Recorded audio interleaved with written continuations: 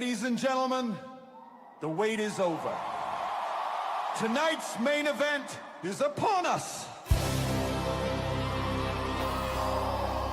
In the red corner, representing the great state of Texas, we have the master of disaster, the king of sting, the picker of fine liquor.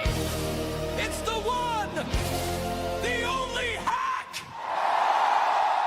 And in the blue corner, the man who is alive and well in Tennessee, from the Ministry of Reveries, the fearless, tearless, peerless hunter, the man who never saw a bottle he couldn't topple. It's Mack himself!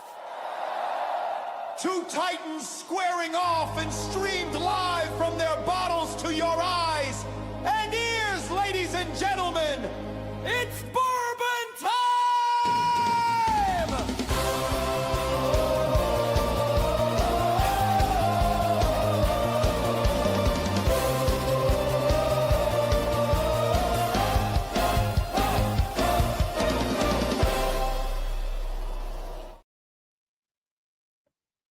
Are we live? Are we live? I think we're live. Let me know if we're live, because it's just me tonight, and it's okay if you guys just go ahead and log. You just like click out of here, like it's just Mac. You just hit that X, and you're just logging off because it's just me. But it's not just me. We've got a very special guest, so don't log off just yet.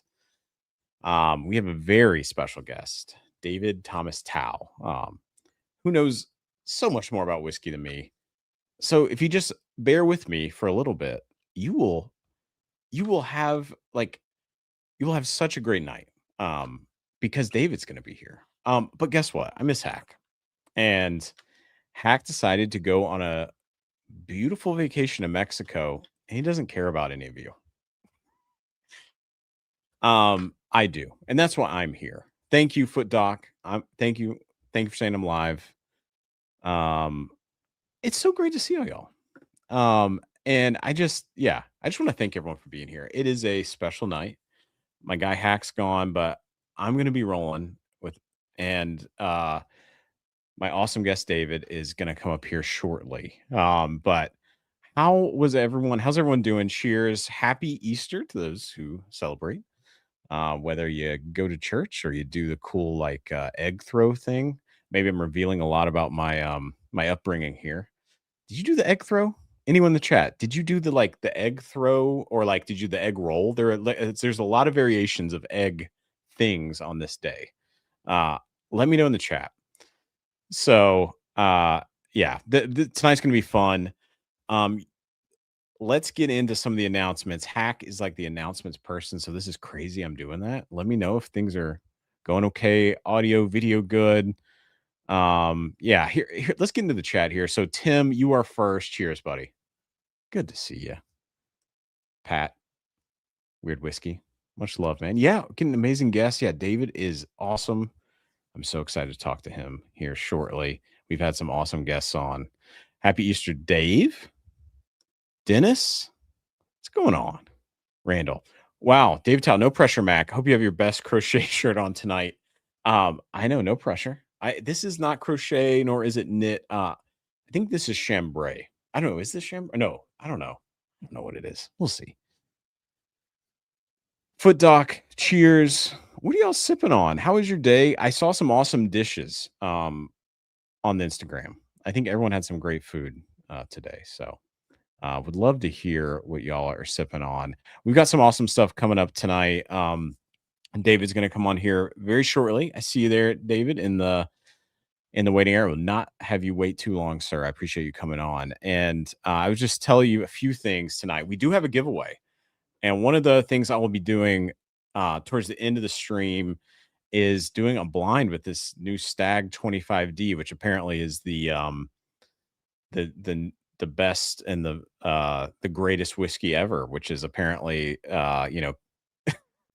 going crazy in secondary. It's killing GTS and all that. We'll see if that's true. I'm going to do a blind. And then guess what? If you in the super chat, which by the way, tonight we're not going to be doing Venmo because I think Hack has that. What's that? Okay. Just make sure if in the super chat you will be able to also do this blind. So the giveaway will be a sample. I can do it blinded or not. You let me know, whoever wins. But I think I'm going to be able to do the wheel. I've had some great help from my beautiful, smart girlfriend who also is like this coder who did this like whole like script that gets everything and sends it to a wheel. Anyway, it's above what I know. So it's gonna be fun. So guys, let me know if you guys have had Stag 25D, and we'll get into that later. But cheers, everyone. Let me just go back through here to let's go back in here. Cheers, Hack and Mack. Yeah, what's up, Corey? Cheers. What's up, John? Cheers. Thank you so much, John, for the samples. I'm excited to get into some of the Middle West stuff. Yeah, Hack is literally, I think he's just landing right now. We'll see. Maybe he'll jump in later. I don't know. Might be tired from all that tequila he has been drinking. What's up, Candace? And then Sweet Cindy, I think you're in here too. Steve Paul, cheers, everyone. I hope everyone's having a good evening. What's up, Jay? Cheers, buddy. Yeah, the hat. Just got this in Louisville about a month ago at Old Forester. I thought this one was on point. I'm alive. Yeah, cheers. Keep rolling here. Foot Doc. I think I said hey already. What's up, Anthony? Cheers. We'll see if he remembers English when he gets back. All right. Solo Dolo Mac. That's right, Andrew. Cheers. Happy Passover to my fellow members of the tribe. Cheers, we Cindy. Happy Passover. Wes, what's going on, y'all? So I'm gonna. Oh wait, egg dodge is a big. I know. I'm gonna get a lot of stuff in the chat for that. Let me have it. No throw bug. We used to bang together. First crack loser. Okay, yeah, you could the bang thing with the eggs. Yeah, where you see who cracks first. Okay. Awesome. I see some super chats in here. Dave, thanks so much. Brandon, let's see what's going on. Let's hope we can get the wheel to work. The wheel will work, if only for my girlfriend who is making this work. And then Dave, cheers, happy Easter. But hey, you know what, guys? It has been I don't want to keep David waiting too long. I'm going to get him on. But yeah, so the giveaway will be here later tonight. And again, you'll see it scrolling across the bottom. That's going to be the sample pack. And I think it's going to be a really good one. I've had a couple of them. I haven't blinded them all necessarily together, so we'll see. But tonight's going to be fun. I appreciate y'all joining on with just me solo, but I think David's going to be an awesome guest here. So thanks all for joining. And I think, let's just jump right into it. I'm going to bring David up. David, what's going on, man? Welcome. Hey, thanks for having me. Can you hear me okay? Everything coming through loud and clear? I can hear you. Looks great. Sounds great to me. In the chat, let us know. But I think you're good, David. How's it going? I'm thrilled to be here. You had me thinking in that pre-show, in that intro, about some of the Easter traditions in my family, which, I haven't hunted for eggs for a few years, but shout out to everyone celebrating any religious holiday this weekend. I hope everyone's eating well, spending a good time with family. Yeah. So you got me feeling nostalgic. I'm amped. I love it. What did you do? Did you have some good eats? Did you have some good drinks, or what were you up to today? I hung out with my partner today, hung out with some friends, kept it pretty low, just like kind of a low key Brooklyn Sunday. The thing is, I am really good/bad about overscheduling myself. So because it's this weekend, I didn't feel like I had to go out and be at all these events and be in 7 places at once. So nice. It's kind of a chill vibes, which I appreciated. That's great. Well, I really appreciate you jumping on. I've been following you for some time, reading your work, and then also sending you probably random messages on Instagram being like, oh, that's awesome. That's cool. And you've been very nice to say things back to me. And then I randomly message you like, hey, would you like to come on? Like probably 36 hours ago, and you're like, let's do it. So thank you, dude. I appreciate it. I'm thrilled to be on, and I've heard you've had some awesome guests in the space, and I hope not to besmirch their names on this recording. On this stream. That's my goal. No, well, David, I did not even give you the introduction you deserved, which I'm going to attempt this because it is about 5 paragraphs of really impressive things. I'm going to try to like just take a couple of these, but I want you to talk about it too. And for those of you who don't know David, I think you are a true Renaissance man. I think I was reading your like the biography here, David. I was like, you are like who I want to be, basically. So, ooh, I don't know. I don't know. That's your preview. You're gonna log off right now. Yeah. Hold on one more second. But no, okay. So here you are from Kentucky. You're also Kentucky Colonel. You are a reviewer, producer, spirits expert. You are. I've read you in Forbes, Drink Hacker, Fortune, Slate, Vine Pair. You have you're a producer for Broadway film, and then as like it. I think also you created one of the largest fitness. Let's see here. I'm butchering this, David, but you are like Bourbon CEO as and like I think like also a Harvard grad. So thank you so much for coming on to this random show tonight, David. Did I miss anything? No, I'm very fortunate that I've worked a lot of different careers and had a lot of different roles, and it's always funny to think back on some of those and be like, wow, that feels like a lifetime ago, and in some cases it was. So I will say I worked in the fitness industry for a long time. Much prefer the whiskey industry, prefer the people, and I actually feel a little healthier overall in this space, which is a whole different conversation. But yeah, I appreciate the intro. The only thing that like makes me bristle is when anyone says expert. I'm just like, ooh, I don't know. That got added in somewhere along the way, and I'm just a guy who really likes whiskey and is lucky enough to get paid to taste whiskey. And I still don't know exactly how I got that gig, but I'm not, That's awesome. Yeah. Well, Candace says it sounds like Commander wears very many hats. Very cool. Yeah, absolutely. Oh, look, Nancy Fraley's here in the chat. Nancy, hey, Nancy. Cheers, happy Easter, Passover, Mack Day to everyone. Awesome. Looking forward to seeing this episode with David. Well, that's awesome. And so, are you sipping on anything right now, David? I am not. And that was right before we went live, right as you said, you know what, we're not going to keep David waiting. We're gonna come on. I was like, oh my goodness, I don't have a glass, and I have so much whiskey within reach. But that's totally okay. I might go grab a glass. Grab something. Grab something and come out. I want to hear what you're gonna grab. Okay, grab something. And I'll get in the chat here. Yeah, thank you so much, Nancy, for joining. Candace, what's up, y'all?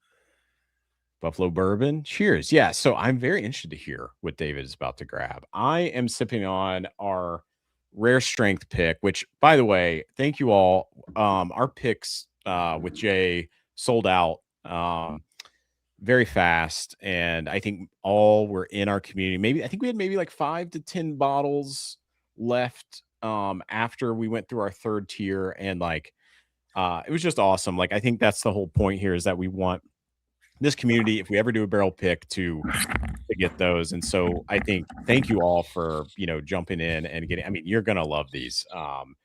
Dave, I was just saying, we just did our first barrel pick as a show and just dropped that this weekend, and so we just sold that out. And this is it's a Reveries 10-year and 8-year, and so I was just thanking everyone for doing that. I hear Jay's sitting on some really good barrels, and I bet y'all picked one. Yeah. Well, that's one of the things where I'm like, we don't really have to sell this because his stuff is so good. It's like, what can I? Have you had any Reverie stuff yet? Oh yeah. Big fan of what Jay's doing, and I think he's been a guest on the podcast. Yeah, Jay's just a great guy. I've been lucky to spend some time with him on the road. Big admirer of his and the communities he's built. And I will say, Jay's one of those folks I love hanging out with because he's a whiskey person, but he loves spirits in general. Yeah. You want to talk brandies, you want to talk eau de vie, you want to talk rum, you want to talk agave spirits. Like, Jay's down to clown. I love that. Love that about him. That's awesome. What did you grab, sir? What did you grab? Well, I thought you might be grabbing a barrel pick, even though I was off camera. I couldn't see. So I grabbed a barrel pick that I did at Preservation with a group of folks back around the Bourbon Festival last year. So it just went on sale. Preet's Liquor in upstate New York has this for sale. I need to record something about it because I didn't really tell folks. I bought personally 4 bottles of it, so that's how you do. I thought it was pretty good. When you do a pick and you're like, I'm gonna buy a decent percentage of that allocation. So 18-year 2-barrel blend from Preservation, 131 proof. And it's good, undisclosed sources on those barrels. Okay. We can hazard some guesses. Kentucky distillate, probably local to Bardstown. We can put 2 and 2 together there. But yeah, these are all a little different. I've had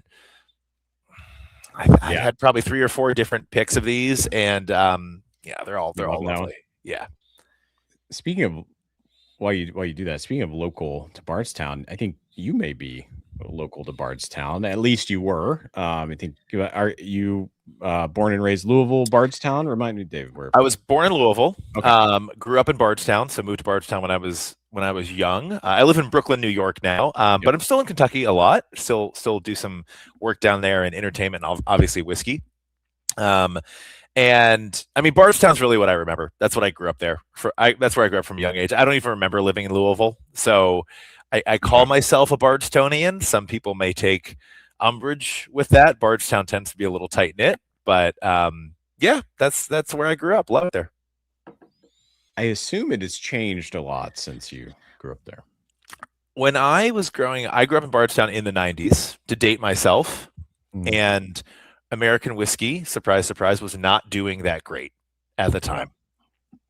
And for me, it was all about getting out of Bardstown because I wanted opportunities elsewhere. I had a lot of folks telling me, like, there's not a lot going on in this town. Whiskey's not going anywhere. We were all wrong, by the way. So the fact that I get to go back home for work is such a treat these days. Yeah. And the fact that the people I grew up with are doing such amazing things in the whiskey industry makes me really happy. Like when I get to interview, a master distiller at XYZ distillery or head distiller over there, it's like, oh yeah, those are the guys I went to elementary school with. It's really fun and really cool to see their success and to see the industry in town having grown and being really relevant to this space we all love. That's awesome. Before we jump into the bourbon, or the whiskey or the spirits, we can go kind of wherever. I'd love to hear kind of too. I did see, as a Kentucky Colonel, which you are now, congratulations. That's awesome. I was looking up the other Kentucky Colonels, and one person that I really love, I will just say this quote that he wrote: "Buy the ticket, take the ride." Hunter S. Thompson. How does it feel to be a Kentucky Colonel with Hunter S. Thompson as a rider?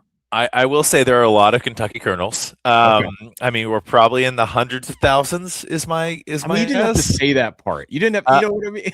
I like being. All you say is Hunter S. Thompson and you. That's all you need to say. I like being upfront with people. Okay. I just want to be very upfront. It's a pretty big. It feels great. You know what?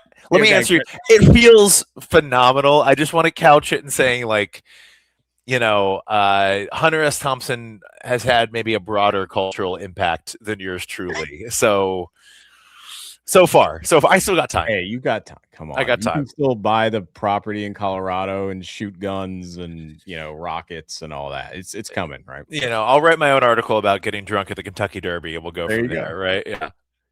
No, but that, I think that's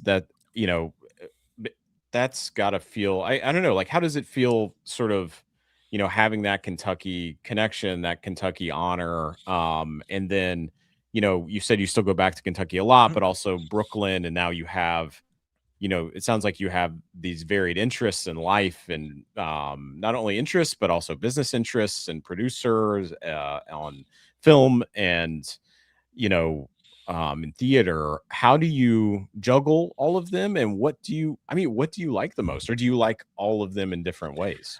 I juggle them poorly sometimes. Time management is a weakness, and so I'm always trying to streamline that a little bit more. I love the whiskey space. I will say I write about spirits in general, whiskey, specifically American whiskey. It's a true love. I grew up around it, like it's in my bones. I kid you not, my fondest and most distinct memory from elementary school is running out on the playground after lunch and smelling the sour mash from Oh Barton my God. because our playground was right across the street. That's like one of my first sense memories, like truly. So that's how amazing. ingrained it is, which is so fun to say. So I love whiskey. I think the people are the best, especially American whiskey. At the same time, I get to do a lot of work in Scotch, in Irish whiskey, and Canadian whiskey. Love the people in the whiskey space. I love entertainment as well. I'm so blessed that I get to work in theater and, to a lesser extent, TV and film as well, but mostly theater. Love those communities, but there's something special about, capturing time and place in a bottle. Yeah. It just brings people together like no other. So that is my love, and it's not the day job, but it's the thing I look forward to most. I'll be perfectly honest. Oh, that's awesome. Yeah. Well, I'd love to jump into, I think it may have been maybe your last published article. I could be wrong, and I am holding a bottle of Peerless here. So I love Peerless, and this is their single barrel double oak rye, the smoked black cherry pie, this distillery release that, thank you, Tim, in the chat, who was able to grab for me. I am a huge Peerless fan. And I think it's the first thing I've seen on the 10-year coming out. I would love talk to me about the 10-year. Talk to me about Peerless. I love them. Sounds like you do too. Love to hear about what your thoughts on Peerless, and then just this 10-year too.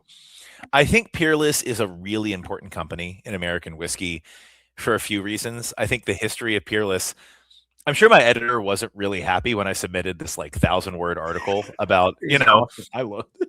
It was just like, literally, I was like my tasting notes, and I was like, but before we get into that, let's 300 words about the history of Peerless, which, I'm going to nerd out.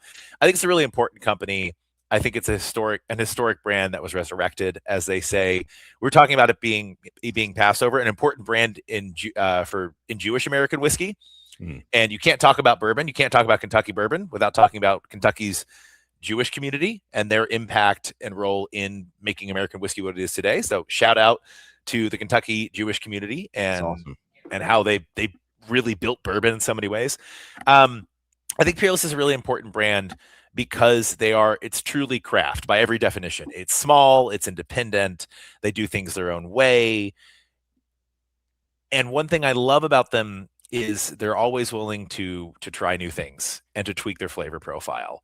Whether that is, I do wish they disclosed what their mash bills were, but beyond that, as a small critique, you can say that Peerless came out of the gate a little hot, selling $100 bottles of rye, $100 bottles of 2-year rye back in 2017, 2018. Easy to criticize, but they've stuck to their guns and they've released really, really good whiskey. And I am not I love single barrels, but I'm not a single barrel evangelist. I think batched products are often better and often more indicative of a brand and a distillery. But if you go to Peerless, I dare anyone to go to Peerless, go to the distillery gift shop, and check out the single barrels they have on offer anytime. They're all fantastic. It's some of the best Kentucky bourbon you can get, or Kentucky rye. And what they have done with limited production over the last 10 years and how they keep pushing the envelope of flavor, finishes, double oaking, honestly, just the standard distillate, normal aging environment. It's some of the best Kentucky bourbon. And they have pours that I think go toe to toe with all the big legacy producers. Yeah. It's unique. It's fun. It's a small little team there. They're welcoming. And I pay attention to what they do because they're right there in downtown Louisville. That's not like a little show distillery and they produce stuff, right outside of town. They are producing in downtown Louisville, and they're producing some of the best bourbon on the market, in my opinion. It varies a lot. That's the one thing I'll say. Yeah.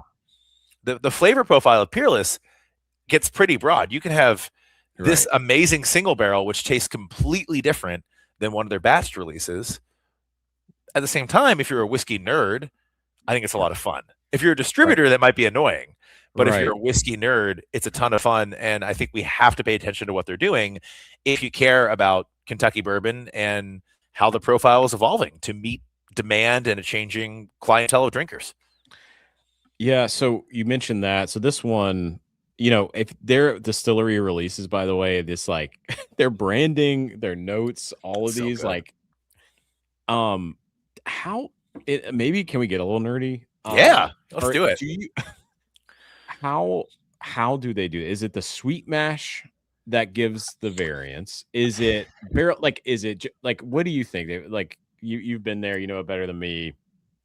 Anyway, what do you think about the variance there and how do they do it and get that? I mean, I think you're spot on, right? Start with Occam's razor, start with the most obvious things. They use a sweet mash process. Now, with modern sanitizing techniques and cleaning techniques, sweet mash is not like it shouldn't have as much variance as it once did, but one might argue that a sweet mash process creates more variance from batch to batch, right? They're using a small column still setup. They're not using a pot still. I think that's like a misconception people have. So they're still running through a column still as their primary run. To my knowledge, unless they're doing something sneakily in the background. Yeah. And I think they are really leaning into barrel to barrel variance. Every barrel has variance. Like you can take the biggest, most consistent distilleries in the world, age 2 barrels of the same whiskey side by side, and you can get differences in flavor, right? And I think with their distillery releases, they're really highlighting that. I think the other thing that helps is that everything they release is at barrel proof. Everything. They don't release anything not at barrel proof. Yeah. So some of those differences are probably accentuated. At least to the drinkers like us. I think it makes their whiskey a little tougher to access for folks who are more casual drinkers. Yeah. Right. Like what is like, you have to know a little bit. You have to be willing to nerd out and excited to nerd out about Peerless. But for those who are, I think it's really, really exciting. And you can experience a broad range of flavors within one portfolio, which is really cool. And the other thing I'll say is they're not afraid to get a little funky, right? Like the absinthe aged rye. Right. Yes. In that purple, like that light purple label. Remember when that first came out? You're like, what? It's the one I did not. It's like the one I don't have because I'm just scared of it. But I also want to try it. I just be and you know it's fun. It's funky. So yeah, I think it's great. There was a comment that came up. Sorry, I forgot who it was from. They said they miss Rye, the cat. Peerless had the best distillery cat ever. No. Yeah, this is Tim. Yeah, we were there. And I know. Yeah, Rye was the best. Rye was the best. Rye, by the way, predated Peerless. Rye lived in the building when they moved into the building.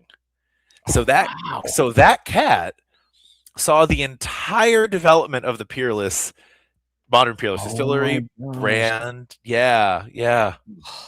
That is sad. Anthony's asking, will you be at the 10-year Peerless release? No pressure here, David.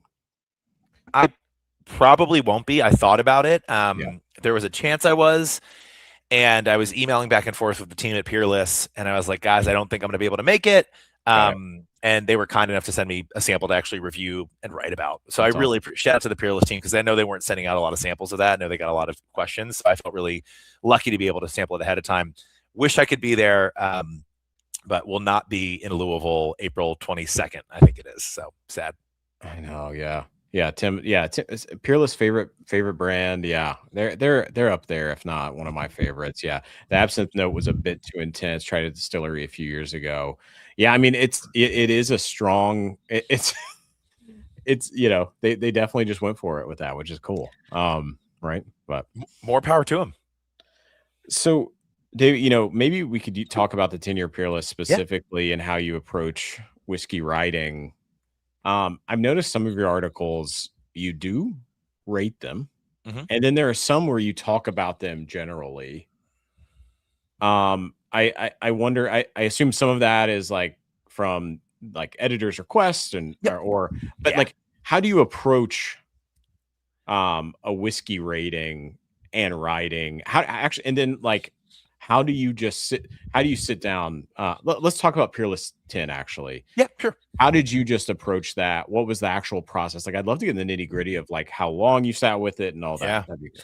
So I appreciate that. Most of the time I always taste everything.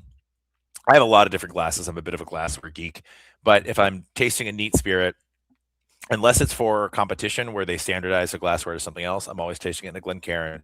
I'm letting it sit for 5 to 10 minutes neat, letting it sit before I even start nosing officially. I'm doing a lot less rating these days on like a 100-point scale. Now, when I judge competitions, I do. So I scratch that itch just plenty judging. But these days when I'm writing, I really try and be a little more qualitative. Now, if I'm posting on like Reddit or something, which I do occasionally, they have scales there. And if a publication asks for it, I will rate on whatever scale they have. Some people use a 100-point scale, 10-point scale, A, B, C, D. The Drink Hacker uses like the grade scale. So I will if they ask for it. But for something like Peerless, let it sit. That one I actually came back to twice. So I kind of wrote my tasting notes and came back to it a few hours later with another pour, because it threw me for a bit of a loop. And I will do that. I'm not afraid to do that. Normally I'll spend between 20 and 30 minutes tasting a spirit. That one you're bordering up on like 45 minutes because it was 2 different sessions, because it was different. I knew as soon as I nosed it, I was like, I'm gonna have to wrestle with this one. There's a lot here. And my like gut reaction isn't necessarily going to be what I settle on. So yeah, that's a great example of one where I was like, oh, this is going to take a little while. And so while I was waiting for my palate to reset to taste it again, I was like, okay, I'll write, a bunch of words about the history of Peerless. Like, let me get into let me do the research. Let me refresh, because I've written on them before. So that was one where I knew that I didn't have to rate it, but I wanted to be very qualitative and I wanted to try and contextualize it, because I think that if you're not rating a spirit, who was I writing this for? I was writing this for people who drink Peerless and who've had it before and are interested in a very premium offering from the brand. And so I really tried to contextualize it in relation to other Peerless offerings that I've had. Yeah. Right.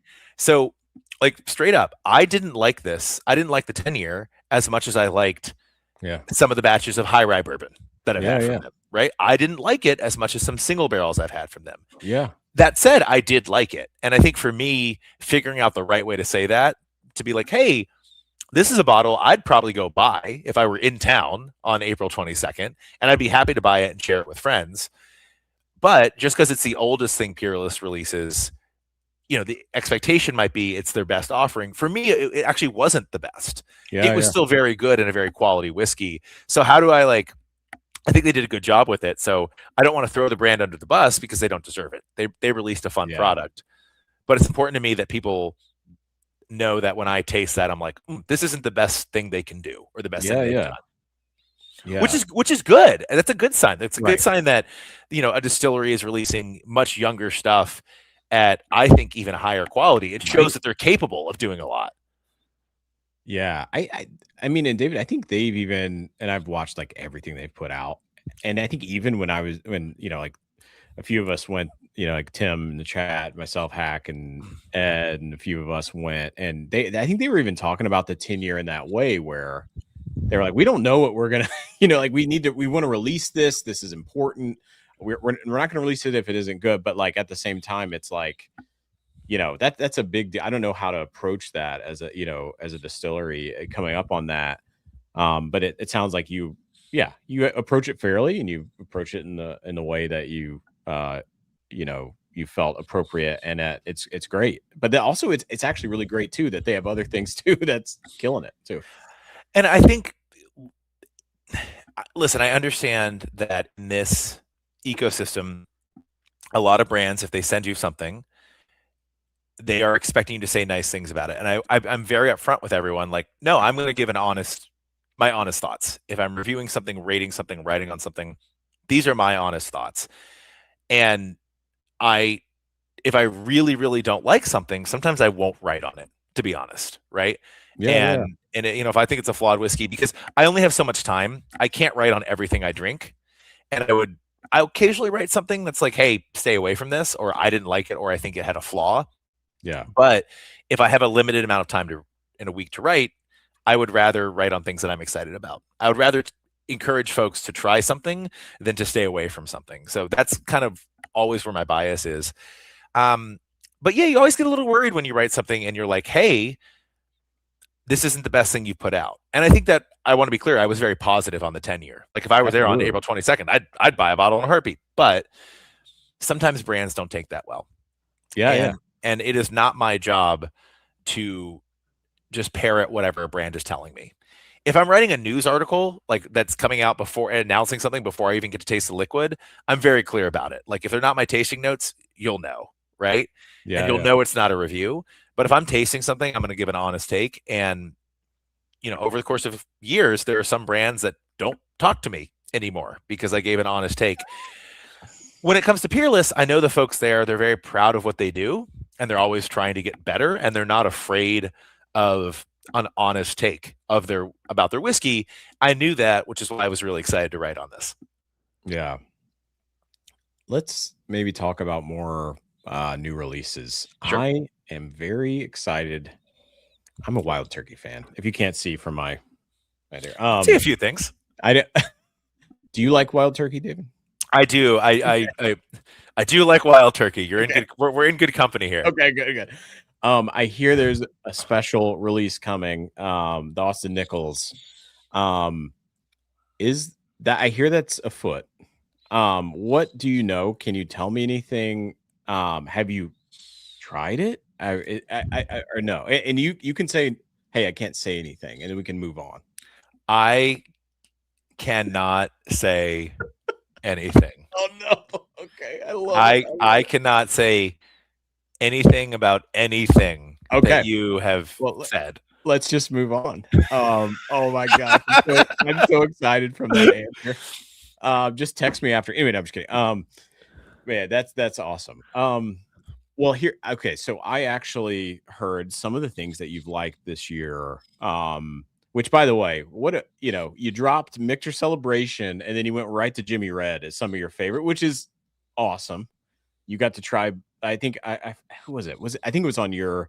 Yeah, it was Matt Cusick and I were going back and forth. Yeah. On that. Yeah. But maybe talk a little bit more about like some of the things this year you've had that you've really been impressed with. I'd love to hear that. So I will say, coming off of we're a couple weeks removed from St. Patrick's Day, so I was drinking a lot of Irish whiskey. I put together an article for VinePair on the most important Irish whiskeys of the 21st century, which was a lot. That was like I was in the tank on that. Well, let's take a little time on that because I've slowly been introduced to some of them, and I feel like they don't get the respect they deserve. Matthew here is probably like, yeah, let's go. But like, can you maybe before we jump into like the other new releases, talk to me about like what you really liked about or like what you found there? So I was drinking a lot of Irish whiskey and writing a lot on Irish whiskey. February to March, and every spirits writer who writes on international whiskey, they say the same thing. Like we're drinking a lot of Irish around that time. St. Patrick's Day is like the Super Bowl for Irish whiskey. I love Irish whiskey. I liked Irish whiskey for a long time. I think Irish whiskey has expanded a lot. At the turn of the century, there were only 4 active distilleries in Ireland, between both the Republic of Ireland and Northern Ireland. If you go back to like 1979, there were only 2 distilleries in Ireland operating. Now there are over 50. So just like bourbon has had its own boom, Irish whiskey has really proliferated and grown and expanded, which means there are a lot of exciting, smaller and newer producers that are releasing cool stuff. So that could range from Bowman, which is right outside of Dublin and doing really, really cool stuff with mash bills. And I think they have like 200 or 300 different types of barrels they're experimenting with for primary aging and finishing. You have Teeling, which is in Dublin doing similar things. Dingle, which is way out there, doing really, really exciting stuff. So Irish whiskey is just in a really exciting time in that you can try a lot of different stuff and the flavor profile keeps expanding and people are really expanding. So I've had a lot of great Irish whiskey this year, but I want to focus it back to American. Some great American whiskey I've had recently. Heaven Hill's killing it this year. Yeah, they're absolutely killing the game this year. The second batch of Elijah Craig Barrel Proof Rye was great. Yeah. The Bernheim 20-year anniversary Wheater was fantastic. Was really, really good. And they're coming off of like a very hot end of last year too, right? The William Heaven Hill 19 was one of my top 5 bourbons of 2025. The Heaven Hill 90th anniversary was great. Heaven Hill Master Distillers Unity was awesome. So Heaven Hill already coming out of the gate swinging this year. I have not written my official tasting notes on the 22-year Heritage Collection release. So I'm not going to go into that just Okay. yet because I kind of want to I need to sit down and like really crank out my true thoughts on that. Yeah. So they've been releasing some really good stuff. What else do I have on my floor whiskey that I've just got through my reviews? Keep rolling with it. Let's see. Oh man. Oh, okay. A couple other things I've really, really enjoyed so far. Michter's 10-year bourbon. This year's? Yes. I just got, man, I'm blown away. I mean, obviously it's Michter's. I'm not going to, but like, I had a 24 and I felt like this was better than the 24. I don't know if you've done the like batch, like the year stuff. Sorry, I know they're all single barrels, but the year, I was just blown away from this year. I've had a few different barrels of it. Oh, it's great. It's great this year. It's like just really, really good. Jimmy Red. So the Jimmy Red that I referenced, it was not the typical Jimmy Red. It was 3 years aging in a primary cask and 4 years in a Cabernet cask. Okay. And I really enjoyed that. And I think Sealbox still has some of those bottles available. That was really good. The Jack Daniel's age stated line, I just got my samples last week. Very good. The 10, 12, and 14. David, did you I think one of the big things has been, is 14 better this year than last? Have you got there yet? I haven't side by side. I haven't done side by side. I've literally just tasted all through like all three of them, be like, hey, what's my initial reaction? Is anything off? Because I'll do that sometimes. Something will come in and I'll do like a quick, is this what I expected or is it not what I expected? Good or bad? And I'll kind of like earmark that and be like, okay, let me come back to that. Right. Yeah. So I kind of did my just quick like boom, boom, boom. And it's like, oh, these are all really good. And later on is when I'll sit down and I'll do like, cool, here's my bottle of, 14 I've had open for a while. It's had some air from last year. Let me compare it to this year's. Right. Yeah. Maybe let's go down that path where, for those of us who, once you start getting into whiskey and you start getting a lot of bottles and you start chasing the different things, I think everyone here in the chat is there. That's the audience here. I'd love to talk about Beacon, which is, Wild Turkey. So we're getting back to Wild Turkey, but that's, I love it. No, great for it. And Russell's 15, but I think we can talk about that in general versus kind of how we start to approach bourbon, because we have different, I think, we have different people on different whiskey journeys, right? Where you are, you're just starting out, you got 50, got 5 bottles, you got 15, you got 25, or like, I like this, and then you get more and more, whatever. But I tried Beacon and I loved it. And then I grabbed Russell's 15. And I think every single person who, I'm very lucky to even have both of those, right? Like that, these are just incredible whiskeys. And then after I did that, I was like, I shouldn't have done that. Beacon should have been enjoyed by itself, and I should have sat there longer. Do you find yourself doing that? Do you know what I mean there? Yeah. Where like, why do we compare? Is it important to compare? Do you do that? I do that. So I very much do that. And I think that we have guilt as drinkers for like, oh, I shouldn't have compared it. I should just let it sit on its own. Right. This is a hobby. This is supposed to be fun. Like I think of what I don't know Jimmy Russell that well. I know Eddie Russell a little bit. Yeah. And if Eddie Russell heard this conversation, he'd be like, well, I don't care. Like, say what, compare them, drink them both. Like, have fun. Like he'd be like, why you guys like, don't stress, don't am I doing it right? He'd be like, well, that's my job to make sure it's done right. You just drink and enjoy and have fun with it. And I think it's okay. The answer is, you want to do that. You want to compare? Awesome. You don't want to compare one night? Also totally fine. Oh, one thing. We'll stick to Wild Turkey. We can. A bottle I really liked, and it is a single barrel release, so there's going to be a lot of variation. I would say more variation in these than with Michter's single barrel releases. The Elijah Craig 15-year. Oh yeah, I really hear your thoughts there too. Really, really, really fun. How much Michter's single? Actually, if you don't mind me, Buffalo Bourbon Enthusiast is asking. I like the 24 and loved it, and the 25 was just okay. Curious how much the Michter's single barrels vary within a year. They can vary a lot within a year. I think they are single barrels. Now, I'd say Michter's is probably the most consistent brand, right, like out there. Part of that's due to their barrel selection and their maturation. A little bit might be due to their filtration.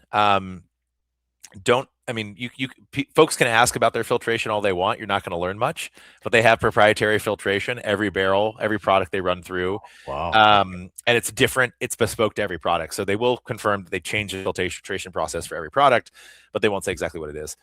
They change. Sorry, can I go back there? They change filtration every product. Do you mean? So for example, the 10-year bourbon undergoes a different filtration process than the cask strength bourbon, right? Got it. The 10-year rye undergoes a different filtration process than the toasted barrel rye. Wow. Right? So there's yeah. And so I actually still think there is some variation from year to year when it comes to certain batches. So if you will notice, and this is a little speculation, I just want to be clear, this is less the writer and journalists, and this is more of the whiskey nerd who loves just talking about this, and we love our little conspiracy theories. This isn't we all do. Yeah, but I think there's sometimes a variation.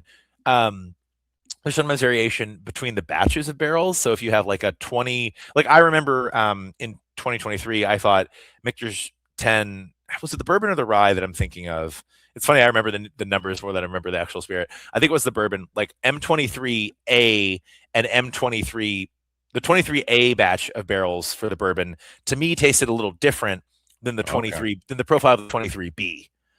Got it. Both really good, but just a little different. And my friends and I got together a bunch of different single barrels and we were comparing. And I was like, oh, that profile actually, we could tell the difference between B barrels and A barrels. Got it. I'm not saying one was necessarily better than the other, but the profiles were different. All recognizably Michters, but just a little bit different. So I do think there's some variation. And listen, it's a single barrel product. There should be variation, right? They wouldn't release it as a single barrel product if they didn't expect there to be some variation. Yeah. And they're welcoming that into the discussion by releasing it as a single barrel. Yeah. No, that's a good point. Can you go more into the Elijah Craig 15? I know they're starting to get out there now. Yep. I have not been able to have one, but I know, Elijah Craig 18 is kind of one of those much maligned LTOs, right? Maybe unfairly, barrel to barrel, but what did you, maybe knowing that, what did you think of EC15? I really liked it. I think that proof point's really good. Okay. For that age. Listen, I like some barrels of Elijah Craig 18. It is a lower proof, right? Yeah. And I think at a lower proof, weaker barrels seem they just can seem weaker. I mean, listen, it's actually a little bit of the opposite of what I said earlier about Peerless, but you dilute or proof down whiskey, it's easier to find flaws in the whiskey. Yeah. And in fact, quality control panels at distilleries will often dilute their whiskey way down in order to potentially identify flaws. So you're not hiding behind the impact of the proof. There's less to hide from. I think Elijah Craig 18 can be a really lovely sipper. At the same time, if I'm spending money on whiskey, I want something that's a little bit, I tend to gravitate towards something that's got a little more oomph. And I think 15 was a really savvy balance between age and proof. It's not so much age that it's going to taste like an oak bomb, although it'll vary from barrel to barrel. And 108 proof is accessible, but impactful. Right. And I feel like that they were trying to find the intersection of 2 points on the graph, and they kind of nailed it with that. So I was impressed. That's great. Yeah. Let's talk about, so you talked a little bit about cab finish, Jimmy Red, which might, if I think about crafty and different, right? I think a Jimmy Red cab finish bourbon might be up there as maybe kind of one of the more weird ones released in the bourbon sphere. What is craft whiskey to you? So I will be really pedantic. and I will use the American Craft Spirits Association Okay, there we definition, go. and I like will it. reference that. Okay. And they put this out. Like you can actually look. And is that really what people mean when they say craft? No, like absolutely not. Right. But they put out a definition. It's an independent distillery. It can only produce up to a certain threshold per year.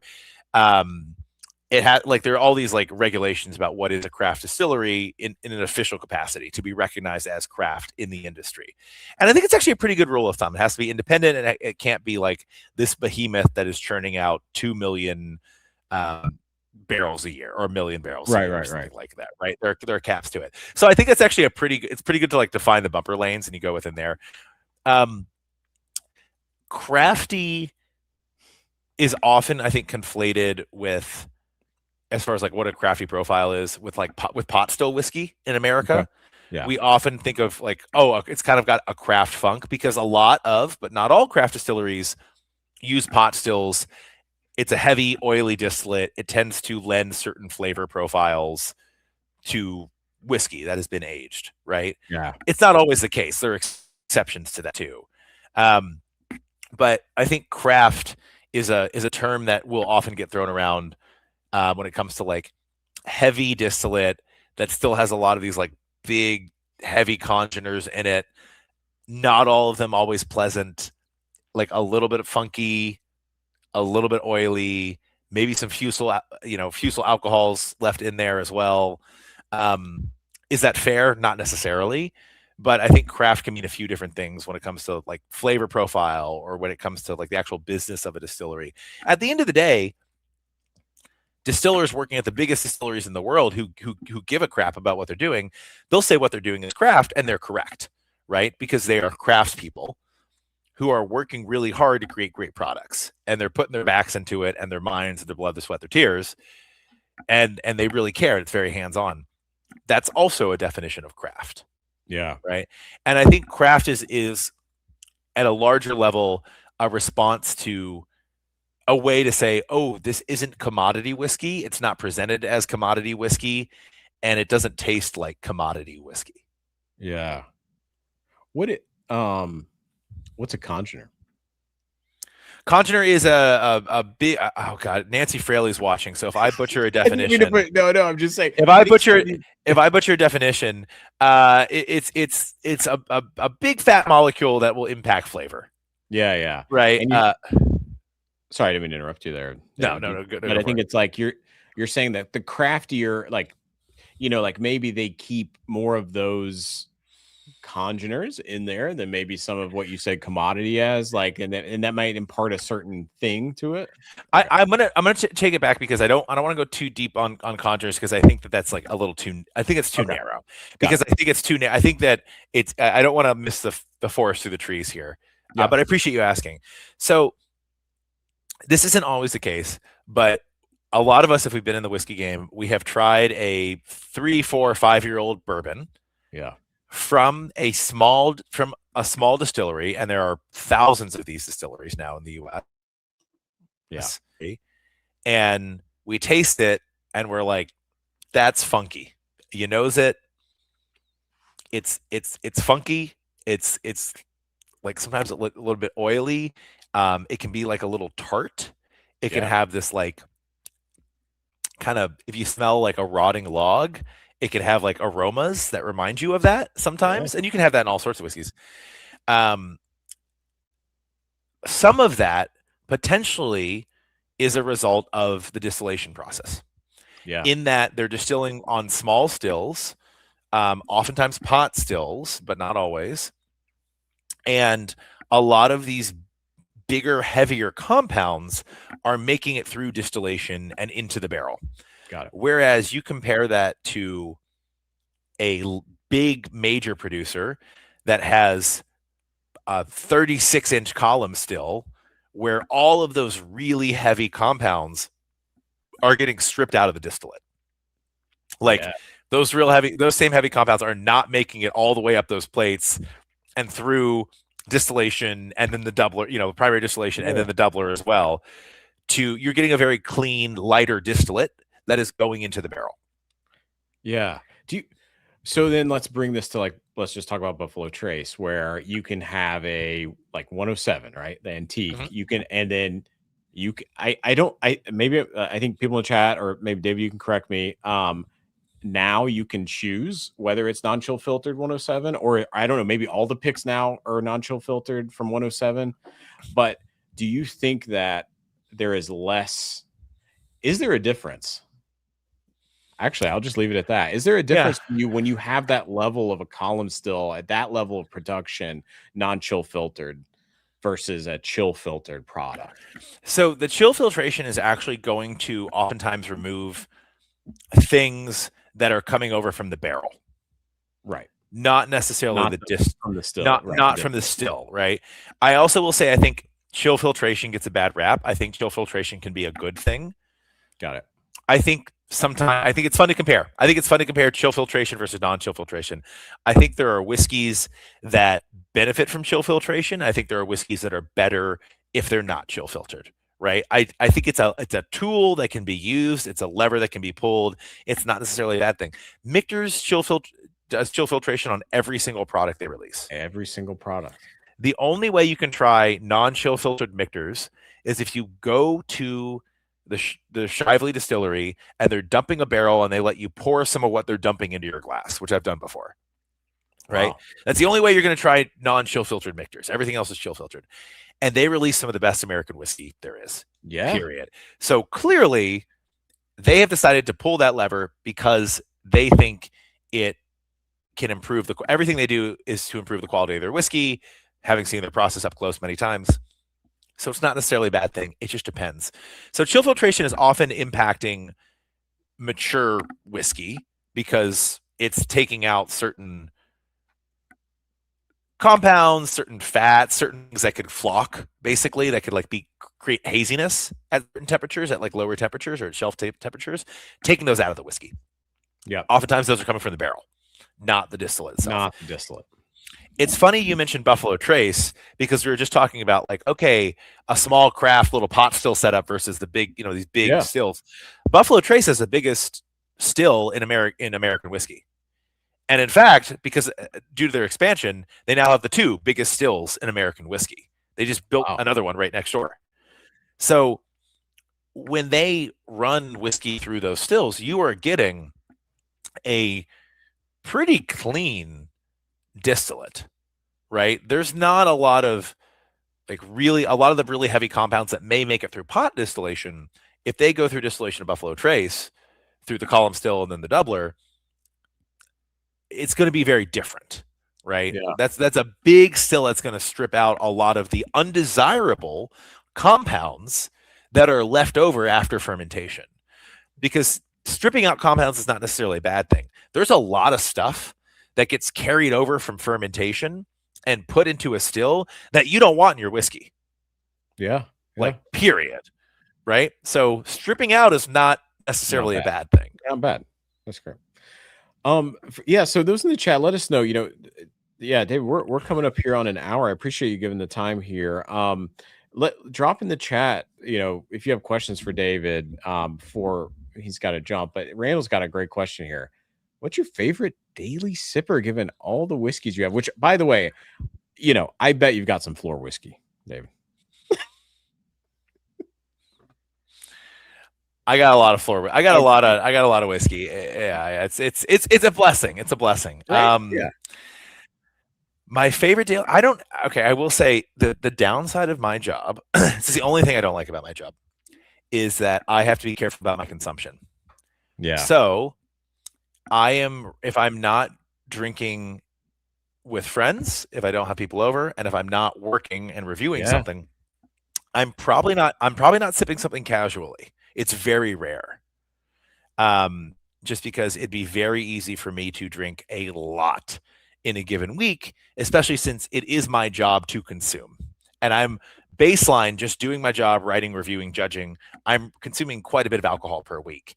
And I need to be careful not to spike it too high. So I don't have a bottle that I'm just I'm at home, I'm watching some TV, it's been a long day, let me just pour myself 2 fingers or something. I don't really do that. And I kind of miss it sometimes. That's the only downside. Right. No, that's a good point.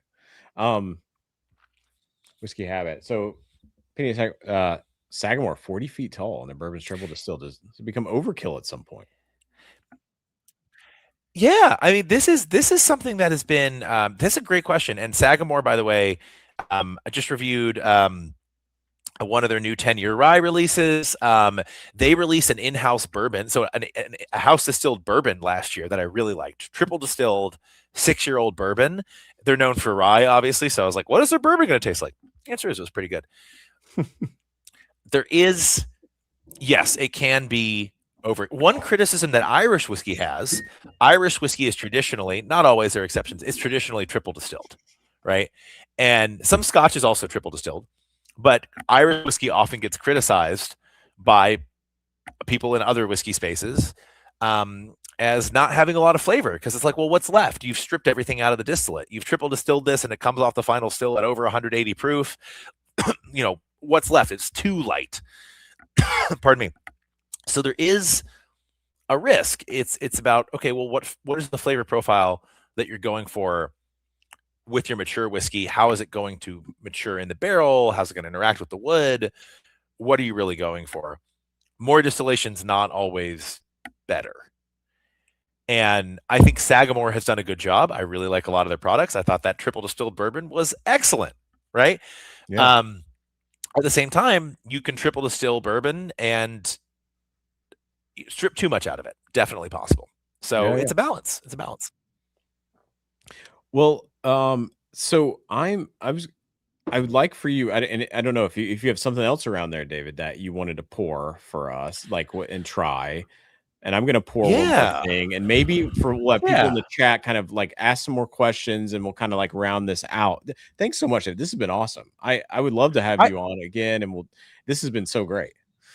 I really appreciate it. I think that it's been awesome. I'm honored you'd have me on, and so I'd be happy to come back. And maybe next time I would love to maybe get some questions ahead of time so I can prepare answers. Listen, Nancy Fraley watching has me all kinds of nervous. I barely remembered my own name. You were like, "Hi, David." I'm like, "Who?" Oh my god. No, I'm kidding. Well, you don't. Well, here's the thing. There's an earlier little chat here that I purposefully ignored, which was the first time I was on with Nancy Fraley, and I was drinking her Magnus cigar blend, and she asked me, "What do you get on that?" And to get that question from Nancy, and guess what I did? I pulled the caramel and oak. Caramel and oak. I did that. I'm gonna pull. Oh, go. I mean, listen, it's true though. You probably got caramel and oak. It's not. Those aren't dirty words. Let me pull out something. Hold on. Let me just go off screen and pull out something. Yeah, no, do it. Take your time. So, so Love Found North. I'm actually pouring the Found North here. This Peregrine that was just released here to try. But yeah, I hope you guys are like, this has been so awesome with David. What do you guys have? I'd love to hear any questions you have for David before he has to jump here. Well, you got me thinking. A little Russell's 15. I love this bottle because this bottle means a lot to me. I'm gonna be sad. I'm gonna be sad when it goes. This one was very kind of them. I've known the Russells for a while. It was signed by Bruce, Jimmy, and Eddie. They all signed it for me. No, and sent it and mailed it to me. And I have never been more touched. So that's incredible. I will, if I have to pour Russell's 15, I will with you. I think you should. I do not have any signature. I don't know. Maybe Hack would have signed it if he was at my house. And by the way, you didn't get to meet Hack. Sometime, Dave, you got to come. Hack is the other half here. He actually runs this whole thing. The fact this is even still running is amazing. So, but I will join you here, and also hopefully in honor of a upcoming new Wild Turkey LTO, which you can't speak about. I don't know what you're talking about. I don't know. Have they said anything about release dates? And then I will not ask any other question. I would have to know what you were talking about, and in order to give a reasonable response to that question. I love it. Yeah. So Russell 15, right? Is it not like where does it rank for you on American whiskey? I got in trouble on the social medias because when this came out in 2024. At the end of 2024, I put together my list of American whiskeys. You know, I people asked me for my rankings, and I was like, okay, here's what I thought. This was not my favorite wild turkey product of 2024. Wow. I liked Single Rick House that year better. Which one was that? Single Rick House. That was, oh my goodness. On the spot. Sorry, I'm someone in here. No. I think it was. Hold on, I can pull it. I know which one it is. Hold on. That was Single Rick House. That was B. That was Single Rick House B. Yeah. That was my favorite wild turkey product that year, and people thought I was freaking crazy. But I stand by it. Where does Beacon land for you with 15? Since I mentioned that earlier. Sorry, what? Beacon. Where does Beacon land for you with it? Very different profiles. That's tough. I think I'd probably prefer the 15 a little bit. They're so different though. Like they taste. Yeah, 15 to me.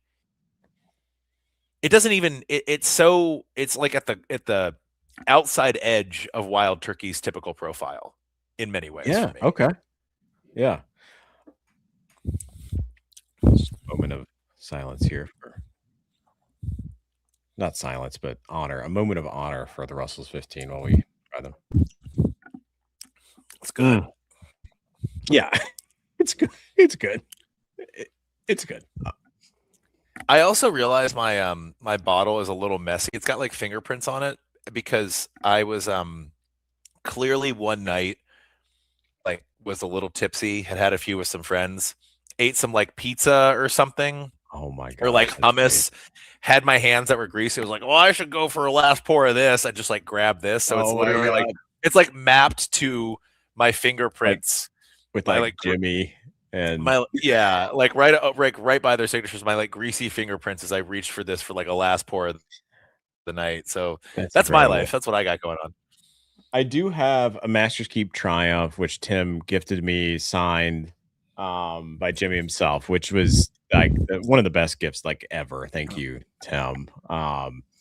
But yeah, well, so you know, maybe this is okay. So this is great. This is our final pour here, and thank you, David, again for joining. You know, a lot of people, and this will be my like final question to you, where it's like, a lot of people are like, hey, you guess what? People aren't drinking as much. Whiskey's dying.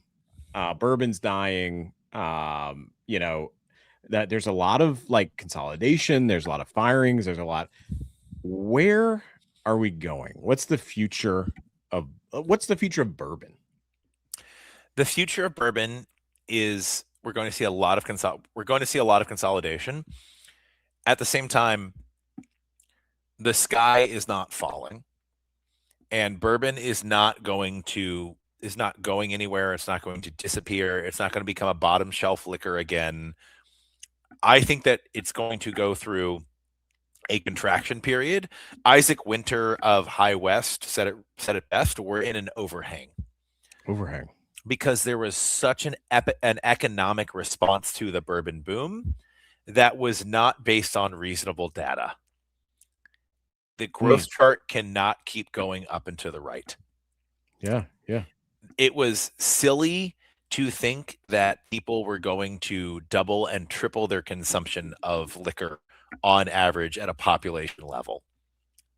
And it was silly to assume they were going to assume that the world was going to go American whiskey crazy and that emerging markets like China, India, Eastern Europe were only going to drink American whiskey. That was all silly.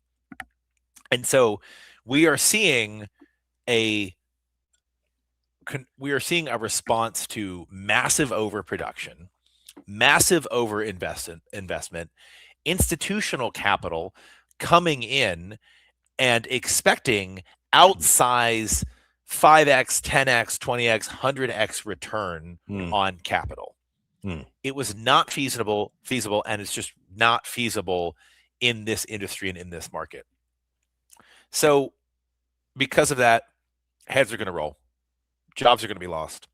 Distilleries are going to close. Brands are going to sell, or they're just going to go to zero.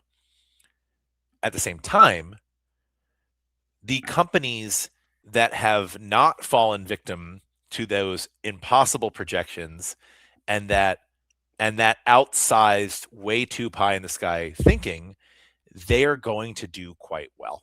Mm. And they are going to be able to purchase a lot of assets, as they are doing, for very cheap. They're going to be able to sit on them, and they're going to be able to sit on their stock and curate really great releases over the next 5, 10, 15, 20 years. So if we're looking on a multi-decade time horizon, American whiskey is going to be just fine.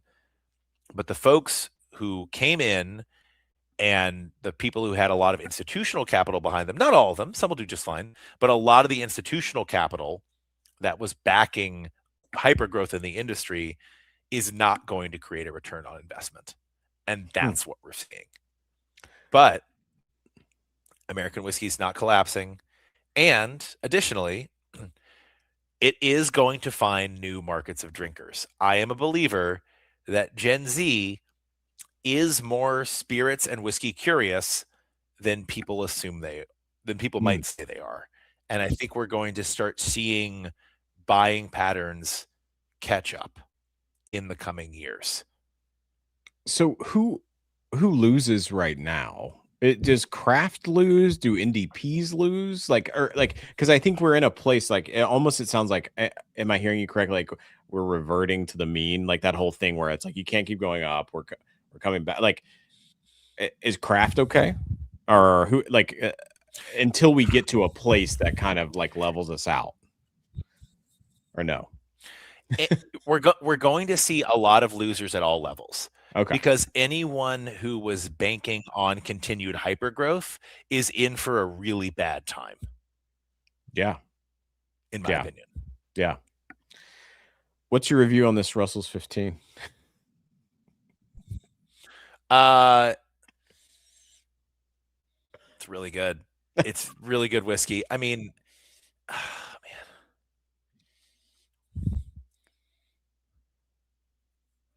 Love it. I'm just like luxuriating in this. We should, yeah. I mean, thank you for pouring this.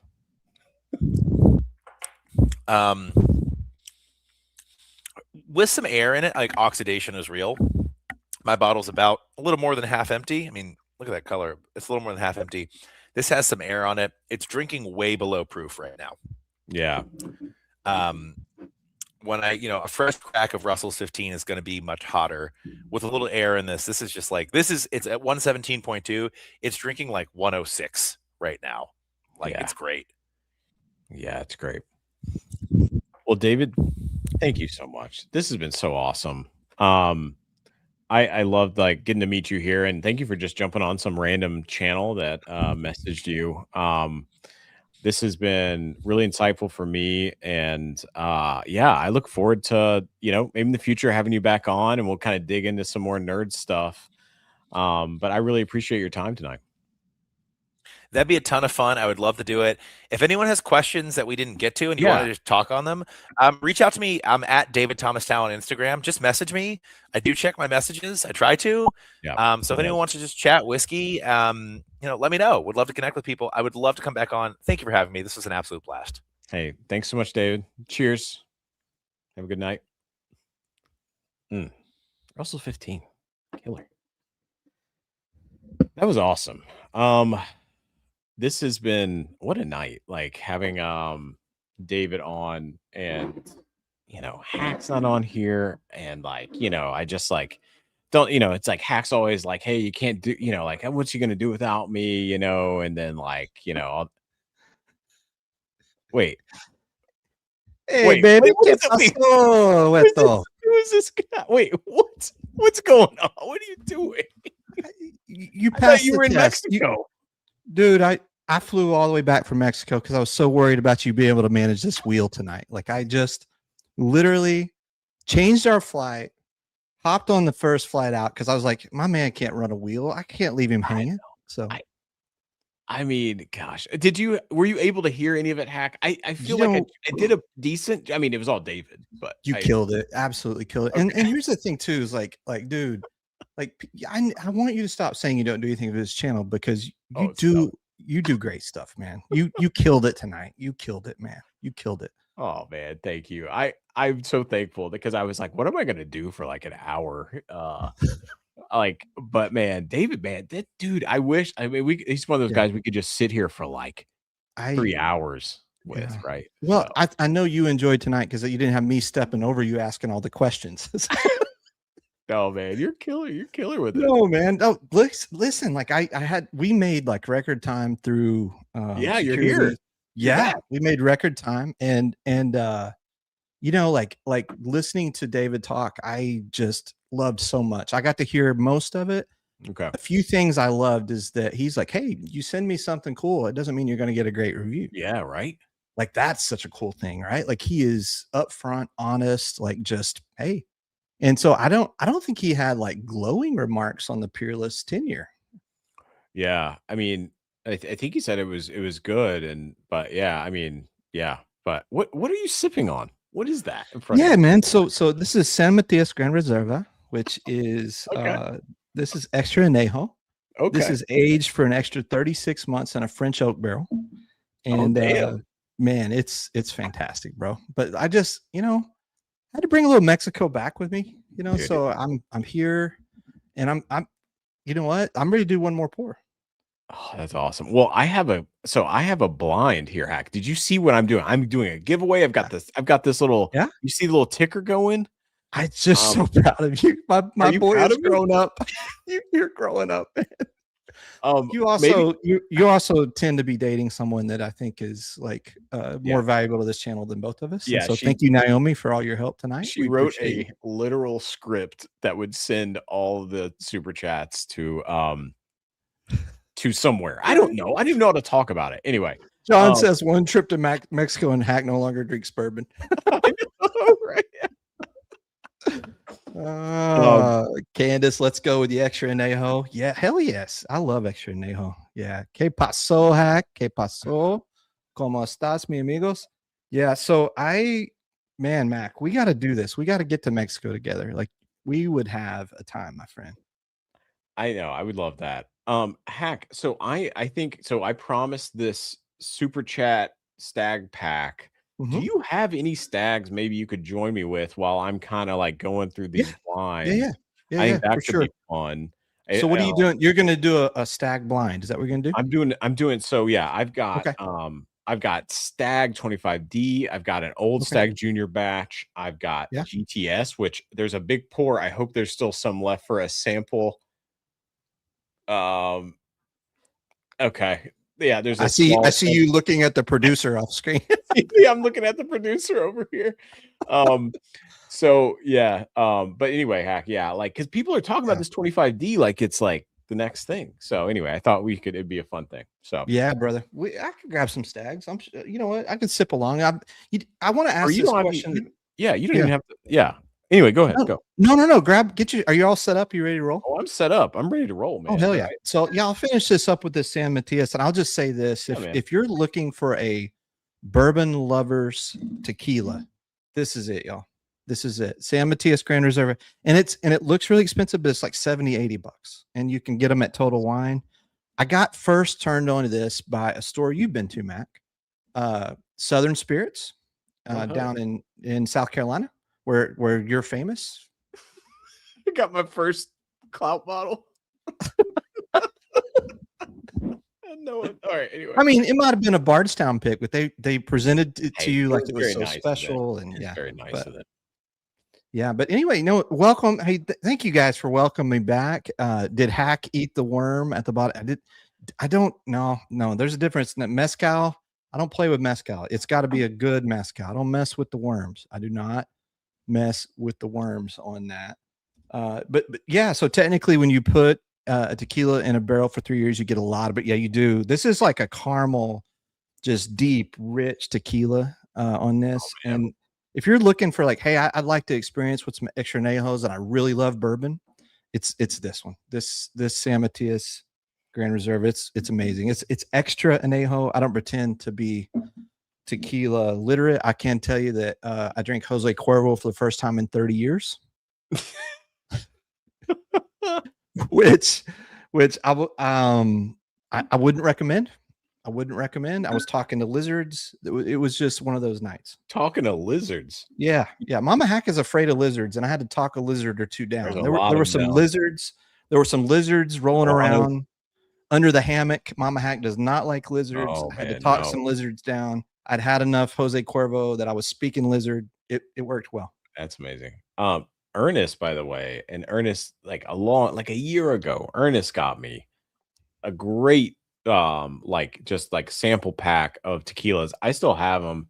I think it's going to be time, Hack, at some time we should get it, like the summertime we should talk tequila. So thank you, Ernest. I need to get into those.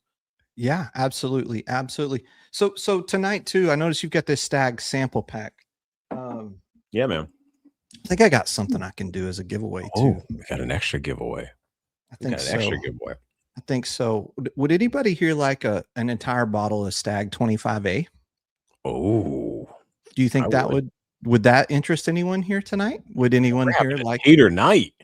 Yeah, I was fortunate enough. I won a Stag 25A in the Super Bowl thing, like they do the squares, and so I'm sitting on an extra Stag 25A. So why don't I just give that away tonight? Come back from Mexico, be very generous to the people, and just say let me add something in there tonight, Mac. That'd be so awesome. So we got Stag 25A for the people. We're adding her in. So Hack, maybe and by the way, like I was just trying to have like this guy who's like an executive producer on the last Michael Mann album. I'm just trying to make sure he's in here good. And we got some super chats if you want to get back to something else about David. I need to say something else too about David. Yeah. He was just as nervous with Nancy being here as I was. I think that's a good point. Yeah, he was like, "Wait, Nancy's in the chat." And I like how you were like, "Yeah, she's here all the time. No big deal. It's all good." I know. I did kind of think, yeah, Nancy, you're still here. Thank you for joining. Yeah, definitely. Once Nancy saw me on, she was like, "I'm out. The restraining order can't be out, man." So, oh man, I will say, Hack. So this new Stag batch, have you had it? Do you have the 25D? No, I saw that 25D. I was the one that shipped it to you, and I almost lost that bottle in shipping, but I did send it your way. You're a good man. You know what's interesting though to me about the Stag batches is that when they added that fourth one, the D one, last year, there were pictures of it that came out, and I posted it somewhere in Discord or something, and people were like, "Oh, that's not real. They didn't really do that." And I'm like, "Well, I think they did." But then, so this year it's interesting. I got 25A, and I said, I'm not chasing all the Stags. I'm not. I've done that for several years. I really, really enjoyed 25A, but I'll be damned if not every reviewer, everybody in the world has just been going off about how great 25D is. It is. It's, oh wow, he's special. Yes, and I was down. Man, I got this Stagg Jr. batch, which I've said 50 times here, but I think it's batch 12, whatever Stagg Jr. Anyway, I bought it off the shelf myself. Here, I can tell you the store back in the day. So I've not been buying Stagg for a while, but I really like this 25D, and yeah. So you're gonna find out how much you like it because you're gonna blind it right now. It's blinded in. So I've got 25D, I've got 24C. I've got Stagg Jr. batch 12. I've got GTS, and I've got Bowman Cast Strength 4, buddy. Ooh, those are some hot. So yeah, I got some opinions on those, but I'm just gonna hold them. I'm interested to see how this turns out because 24C was my least favorite of last year. Yeah, same. So Hack, maybe if you want to take over, I might have to do a little restroom break here. Yeah, take a restroom break. I'll. So anyway, just checking in with the chat room, guys. Hey, thank you guys so much for all the support you gave us on the drop. I don't know if you already talked about that. I'm sorry, but I'm just blown away by the fact that we did a drop, right? First ever bottle drop, 180 bottles. I think maybe a few more than 180. And in that 180 bottles, we in our little group that we've built, we didn't have to share the link outside our group. Like it went within, I think, probably about 16 hours or so. So man, thank you guys for supporting us. Thank you guys for picking those bottles up, and thank you guys for supporting the charities. My wife's group, they're so excited. They can't believe that we're doing this for them. And so hopefully I'm going to do a little interview with the person that channels all the funds for Interfaith Caring Ministry, so you guys can hear what they do. I think they do some really cool stuff. I know Mack is going to talk with the folks with the Every Life Foundation. So man, thank you guys for supporting those charities. And those, we want to do more of that. We want to do more of that. Randall says, I look like the guy on the Arturo. Look, I don't know who Arturo Fuente is, but he probably looks pretty damn sexy is all I can say, Randall. That's all I can say. So anyway, welcome back. Hey, thank you, Steve Paul. Excited to see you guys in Spillway in like just a couple of weeks. Just a couple of weeks. Candace says, that's what I've heard too about 25D. I've heard 25A was the best. See, I haven't tried them side by side.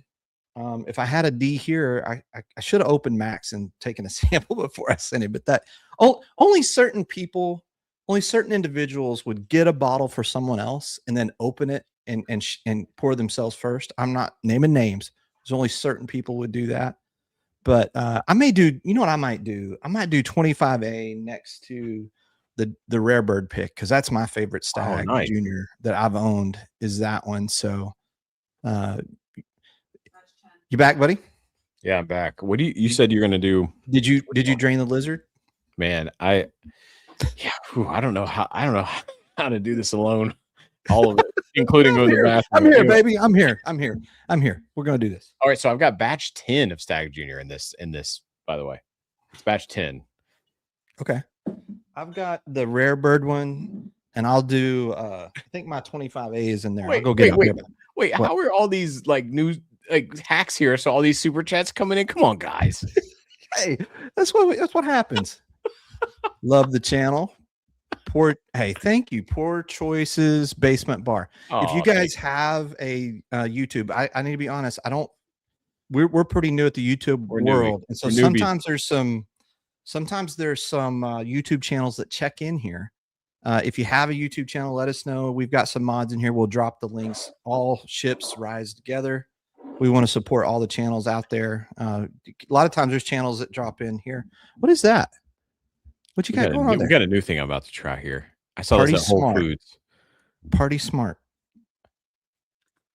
Party Smart. I thought it was a prophylactic when you first phrased it there. I was like, dude, it's not that kind of show. Thank God that David's off. Like, we had the level of class of David, and then you know what? I think David's highly intellectual, very intelligent man, but also I think he would be fun. Like, he sounded fun. Like he sounds fun. Dude's fun, man.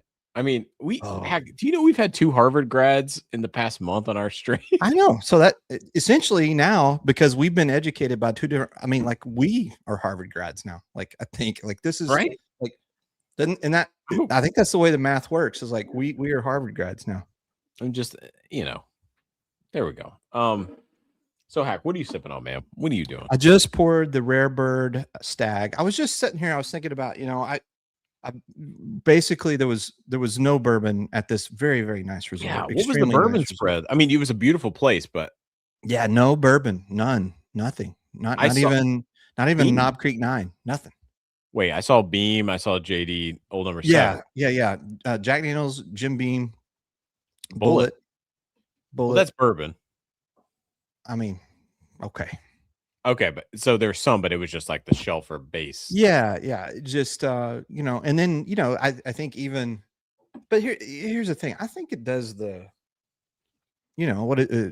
absence makes heart grow fonder, right? But I was thinking about this, and I'm pouring this right here. But this is something I wanted to ask the chat. Like, if you've been away from your bourbon collection for a week or 4 or 5 days, great question. What's the pour when you come back? You're like, man, I can't wait. Like, that's the one, right?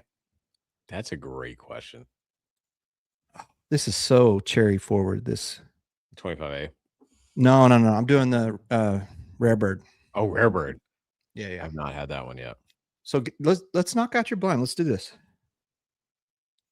So I find it really interesting too. Something David said about Peerless is that when they were talking about all the variances and the sweet mash, but he said it wasn't the sweet mash so much that like the sweet mash doesn't have as wide of variances as it used to. I was listening to that part. Yeah. With like the sanitation, the new like where we are now. Yeah. I thought that was super interesting. Chris Scott, thank you so much. Mack did do an amazing job. You killed it, brother. Chris. You killed it. You killed it. See there, that's for you, baby. That's for you. Thank you, Chris. Much love. I mean, it's hard to drop went great. I talked about the bottle drop a little bit. Just thanked everybody. The fact that we did a bottle drop Right? And we didn't have to share the link outside of our group. That, I mean, and we've not even been doing this a year. That's, to me, so cool, man. It is so cool. Yeah, and I started the stream drinking the 10-year, and yeah, man. It was just, man, so special. And like also like props to you, and like, you know, I don't know. I feel like what we're trying to do here is like with our community is make sure that the community is supported, and it's not about the bottles, but if you're here, sometimes we'll get some bottles, right? Heck, sometimes we'll do. Yeah. We're gonna make sure that you're here. We're doing a lot of cool stuff. So like if you're tuning in and you're not a member yet of our YouTube, or you're not a member of our Discord, we're doing something fun called the Vault. And so we threw a bunch of bottles in there that are kind of hard to find distillery releases or allocations, and you get a chance to win that bottle at MSRP, and I pay the shipping. And so the latest greatest one that we've got going, guys, is what do we have? I landed a King in Kentucky small batch, the new one. Nice. And so I'm going to sample that entire bottle out, and we're going to give away as much as that will. I'm going to throw in like 3 of my own samples from my own collection. That's awesome. So it's like $27.50, 4 samples. I'm paying shipping. Which kind of cool stuff.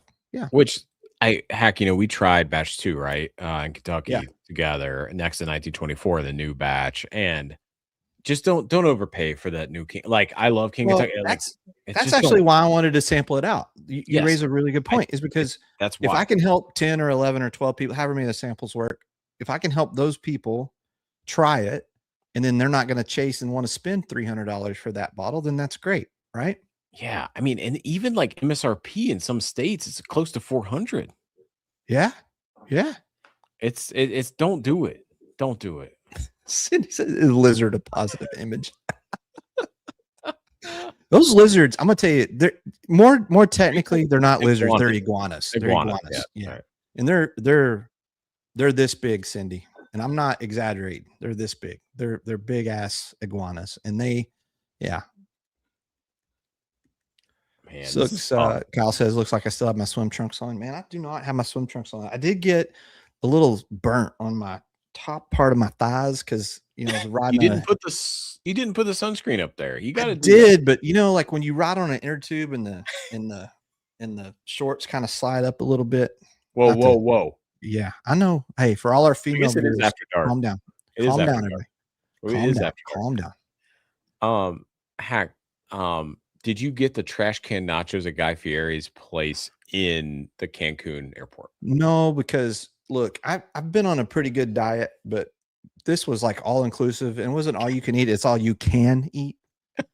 And man, they had some food. They had some really good food. I did not need to pile any more, questionable food choices on top of what I already had going on. That would have not been good for anybody on that plane. I mean, people that fart on a plane, right? Like, let's like, wait. We just went from David Thomas Tao, yes, Kentucky Colonel, Harvard grad, yep, to Hack, people who fart on a plane. But anyway, yep. I love you, buddy. This is the range. This is the content you pay for, people, right here. Thank you. Keep no, going. Seriously, like people that fart on a plane or bring Indian food on a plane. Both of those people are in the same category. We don't have to just. They need to rot in hell. They need to rot in hell. You can add other food categories that are pungent instead of just. Well, I mean, I'm just saying, Indian food.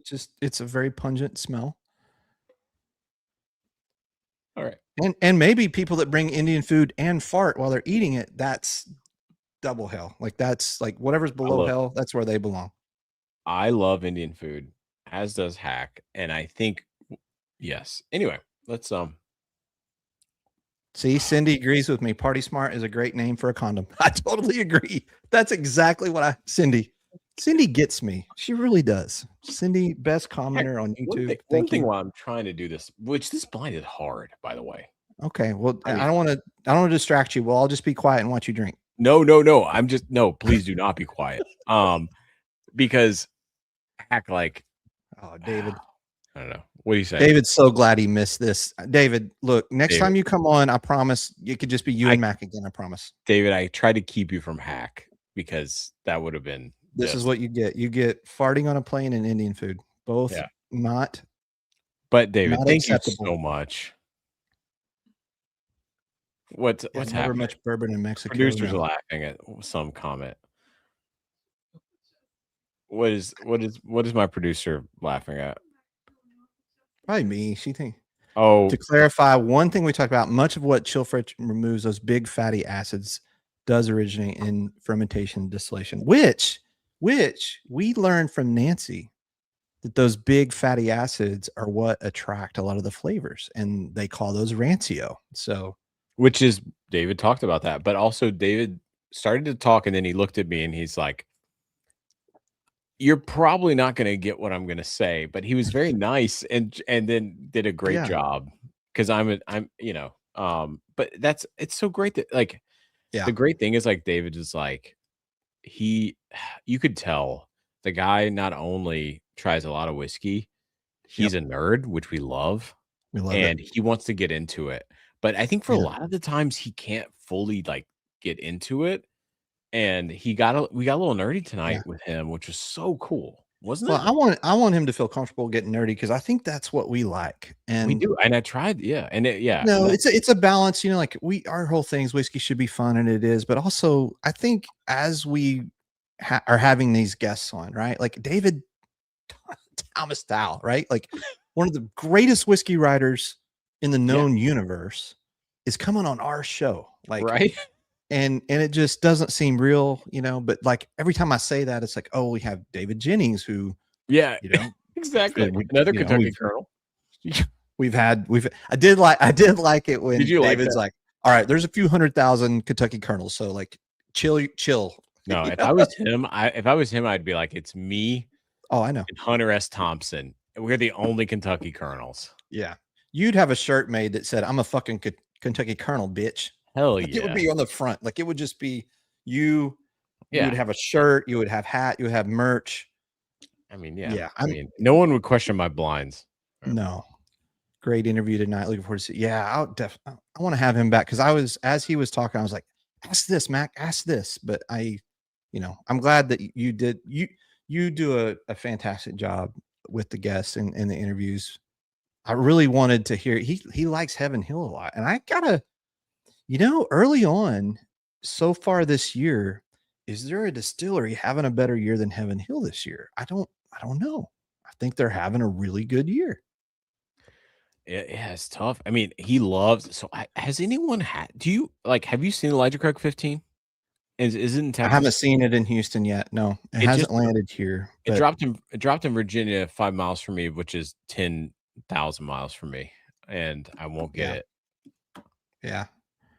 No reason to feel silly there, David. Like that's one of the really cool things too, Mac, is I feel that we are helping. We are being educated, and in turns, I feel like other people are being educated. But there's also people that know way more than us. Really?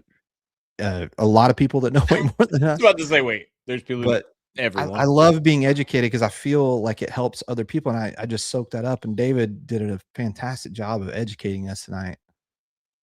Right? Bourbon Lover, So cheers. Welcome in. Bourbon Lover's got a channel. I think he's up to 11,000. Check him out. He's a very Bourbon nice guy that is doing some cool stuff. I think he's around the Memphis area, if I have that right. Bourbon Lover, cheers. Thanks Yeah, for cheers. coming on our Yeah, little. thanks for bitty dropping in, channel. buddy.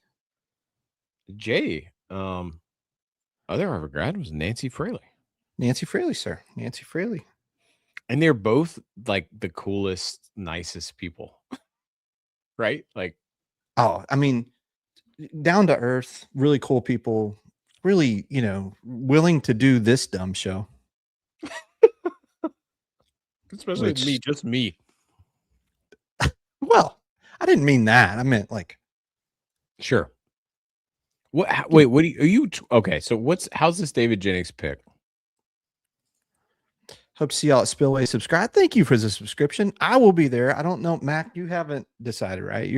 I can't be You there, can't, right? man. You got It's too much. I will work. be there. I'll be there representing us both, and I will do But the it best is, possible I can This to is- do all the things that Mac does when we hang out. So basically, what I'm going to do is, if everybody comes to the booth and you bring me a bottle, and you'd like to share it, I'm going to open it first, try it, and then I'm going to pour everybody in the tent So I'm going to represent Mack very well at Spillway. So I can promise you, just bring your bottle up to my tent. I'm not going to be hard to find. Tim, Come find us. Tim, mute it, Tim. Look, I'm sad because this is where we met, right? And Yeah. Robert Paul, shout out Robert Paul. Yep. You guys should have a channel. And then we started it. Yep. Here we are. And here we are. And thanks to those, Spillway kind of kicked this whole thing off, really. Anyway, man, like how cool. I mean, just the fact that we have awesome guests. And then I think like,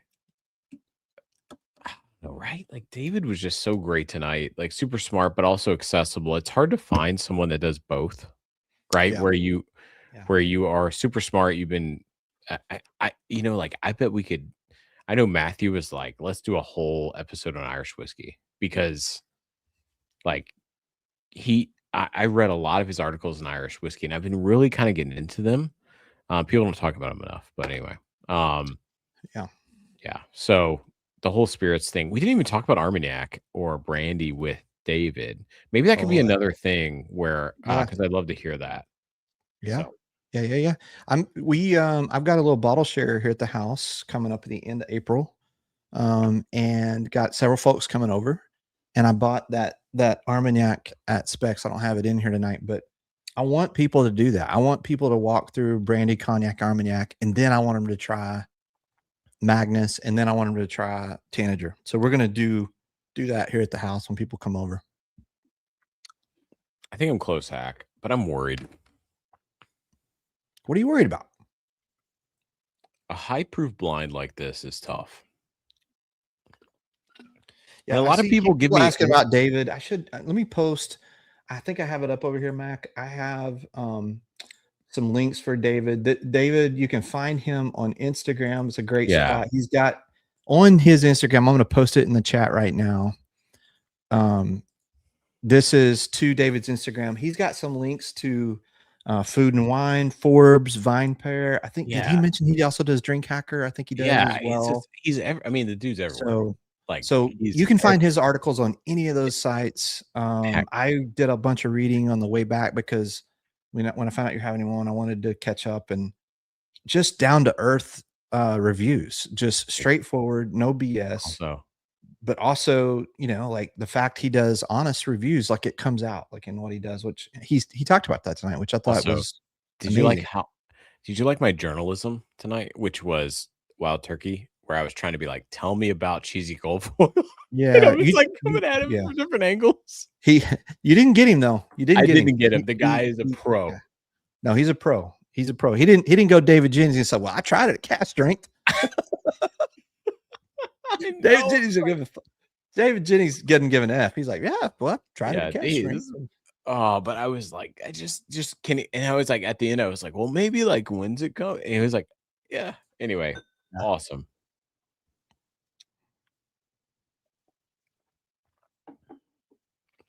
He did miss the weeded chicken cock giveaway last week. That was not some of my better content. Mama Hack was not happy with me on that one. I'll be honest with y'all. I had to take her to Mexico to get over that one. So my producer was laughing. She was not happy with my childish jokes, especially because I'm pretty sure because we're right around the Reveries drop and everything. There may have been some board members from Interfaith Caring Ministry watching me talk about chicken cock, which it's so great. Just I can't help it. Okay? I mean, you leaned into that one, buddy. Those jokes they're too easy though. Those are too easy. I shouldn't do those anymore.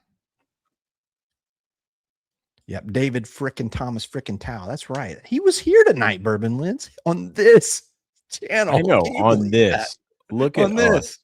Look at us. And then I had Russell's 15 with a guy. How's it coming on the blind over there? How you doing? I'm close, man, but I'm worried because I'm gonna, I don't know. People are very upset that it's gonna get warmer out and they won't get any more quilted shirts from you. Yeah, I'm gonna be wearing just straight up silk. Silk? Good straight silk. Producer just let out a gasp. Oh, the producer. That's her new name is the producer. Yeah. Please include a chicken leg on the shirt, maybe a lizard too. Yeah, those lizards were. I'm telling you, big ass They're iguanas. iguanas, my friend. All right. So what's okay? So give me some. Okay, I'm gonna finish this up here. We still have people watching. Which, by the way, I hope everyone had a wonderful Sunday. If you celebrate Easter, Happy Easter. happy Easter. Um, I saw some Mm. great food. I had Hack. Oh, Did you see yeah. my picture to you? We went to a wonderful restaurant, and I wasn't in Mexico, but I was like I know. I saw you got a michelada. You got a michelada. I was I like, got a hey, big ass that's my michelada. guy. baby. That's my guy. I thought you were gonna mention the other one where you and the producer went Easter egg hunting, but I was you were dressed as a bunny, but I don't want to give those pictures away here live on stream. Good God, this man. needs to- Candace, is a tent yes, it absolutely is. Come hang out. We are gonna have a tent at Spillway. It's gonna be fun. It will Aw, be I wanna iguana. come. It will be iguana and chicken cock free, both. Not allowed in the tent. Neither.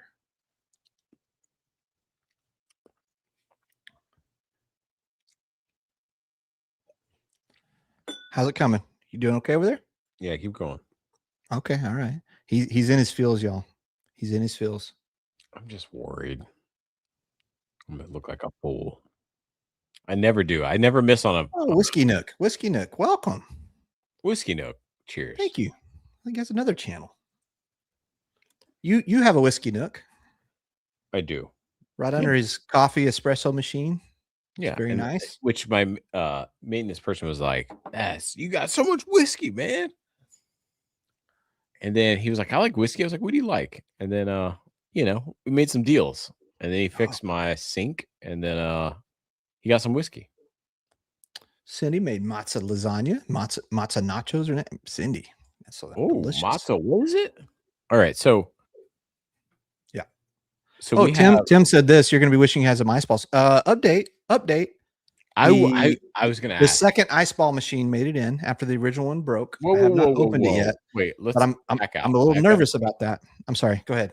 I have a question for you, Hack. Yes. Because if I have a question, unless then everyone else does, but it is actually possible that our followers actually know more about this than me. But I will just ask this. Okay.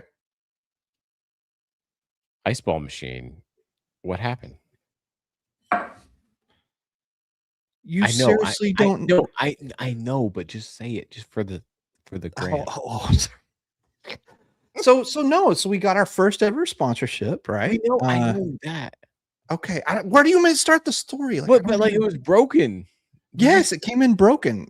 I'm fairly certain. Did you get another one? You didn't tell me this. Yes, they sent a replacement. You never told me. They sent a replacement, and I'm gonna see my producer like leaving the room because she's so frustrated with you because you don't listen to me. That's why. You don't listen to either one of us, obviously. No, we have our ice ball machine made it in. Okay. Naomi, we're in the same support group. Wait, ice ball machine came in. It was broken. It came in. I don't know, but it was raining like really hard, and the whole bottom of the box is wet. So I'm a little nervous. Hopefully, nothing happened to it. Yes, the new one. Do you think that Cozy, if I show them a second ice ball machine is broken, they're going to be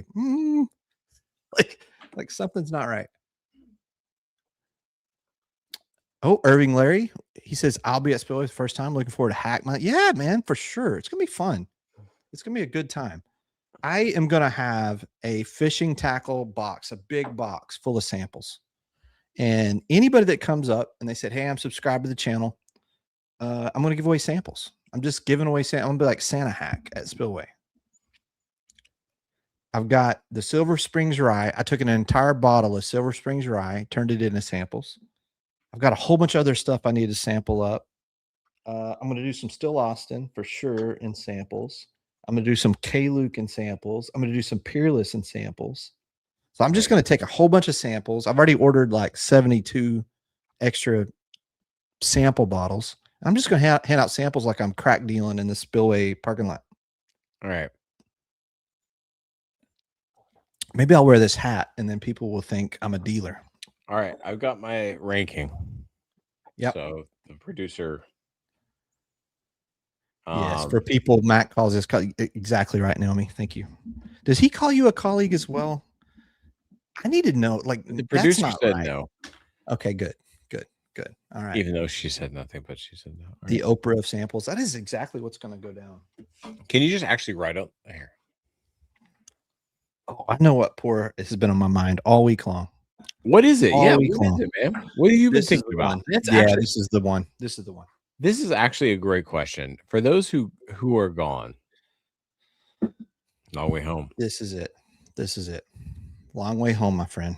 This is When it. you are away from your bottles, what do you think about? What do you dream about? Yep. I think maybe that's what David meant when he named this Long Way Home. When you're a long way from home and you're thinking about that bottle, it's this one. This is such a great bottle. My God, it's great. If you're not subscribed to David Jennings and you like Russell's Reserve picks, go get on his Patreon, because there's never been anyone that does better Russell's picks than David. Nobody. It's true. So good, especially for the price. It's just as good as my Russell's 13. I know that like people are like, no, it's not. I said, yeah, let me put them in a side by side and you tell me it's not. And I know it's only 8 years. How you doing in the blind? You're having a hard time over there. I'm sorry. We're talking to the producer. Yeah, it's okay. We're just doing a show here. Don't worry about it. It's fine. No big deal. All right. What's You had 2 number 3s. You did not have a number 5. sorry. I had 2 number 3s, but we're gonna work this out. So Hack, keep rolling. Okay, yeah, just keep wait. amongst yourself, people. What did I give you? I'm looking forward to cracking the old Zach turkey. Yes, that one's good too, Tim. That one's good in a different way. This Long Way Home, it's just special. Sorry. It's got every. I'll bring this one. I'm going to bring this one to Spillway. I'm probably going to regret bringing this one to Spillway. I need to this year at Spillway, instead of like free pouring Tanager for anybody that comes by, I need to be a little more selective at Spillway this year. I'm going to have some special bottles that are hidden a little bit. And I'm going to have some stuff that just anybody can try.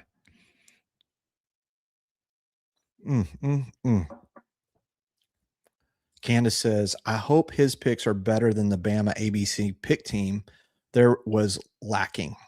Or lack-a-whacking. I think she meant lacking, but that's a better way to say it, Candace. Lack-a-whacking is way cooler than lacking, because that means the pick was whack and it was lacking, both. This right here, though, it's by far the best Russell's Reserve pick I think I've ever had.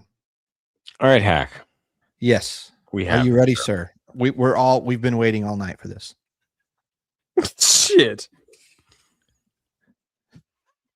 I don't think this is going to go well, people. I'm just guessing, guys. This is not going to go very well.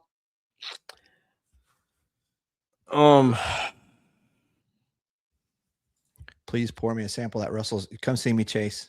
Come see me. I got you. All right, actually, before we get into this, Hack, we had a whole segment planned talking about blinds. What happens when you have things before that? Right? Hack?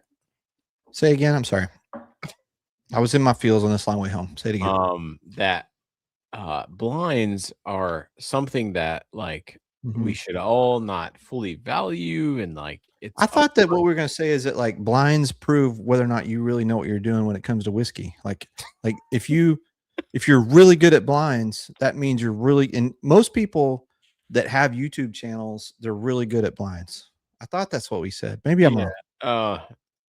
You're not helping me here, sir. Because what happened? I'm gonna give you I had 1 through 5. Okay. And it was Stag, GTS, A Smith, Bowman. Cast Okay. Okay. So we're gonna go. What made last place? 25D. You're right. I love it so much. I missed you, man. This is so good. But guess what? You know, the bourbon junkies and the like. Yeah, what do they know? Like Jason, like Mash and Drum. What they know? 100,000 subscribers. Meh. Guess what? you got Mack here. Yes, you do. Mm-hmm. And you know what? Don't chase Mhm. it because they've been paid. What'd you say? They have been paid. Oh, you think someone paid them to rank 25D that high? No, I don't not at think so. all. I'm just like embarrassed of myself. But anyway, I'm shocked because Yeah. the fact anyway. Okay, so Stag 25D got Yep. last. Okay.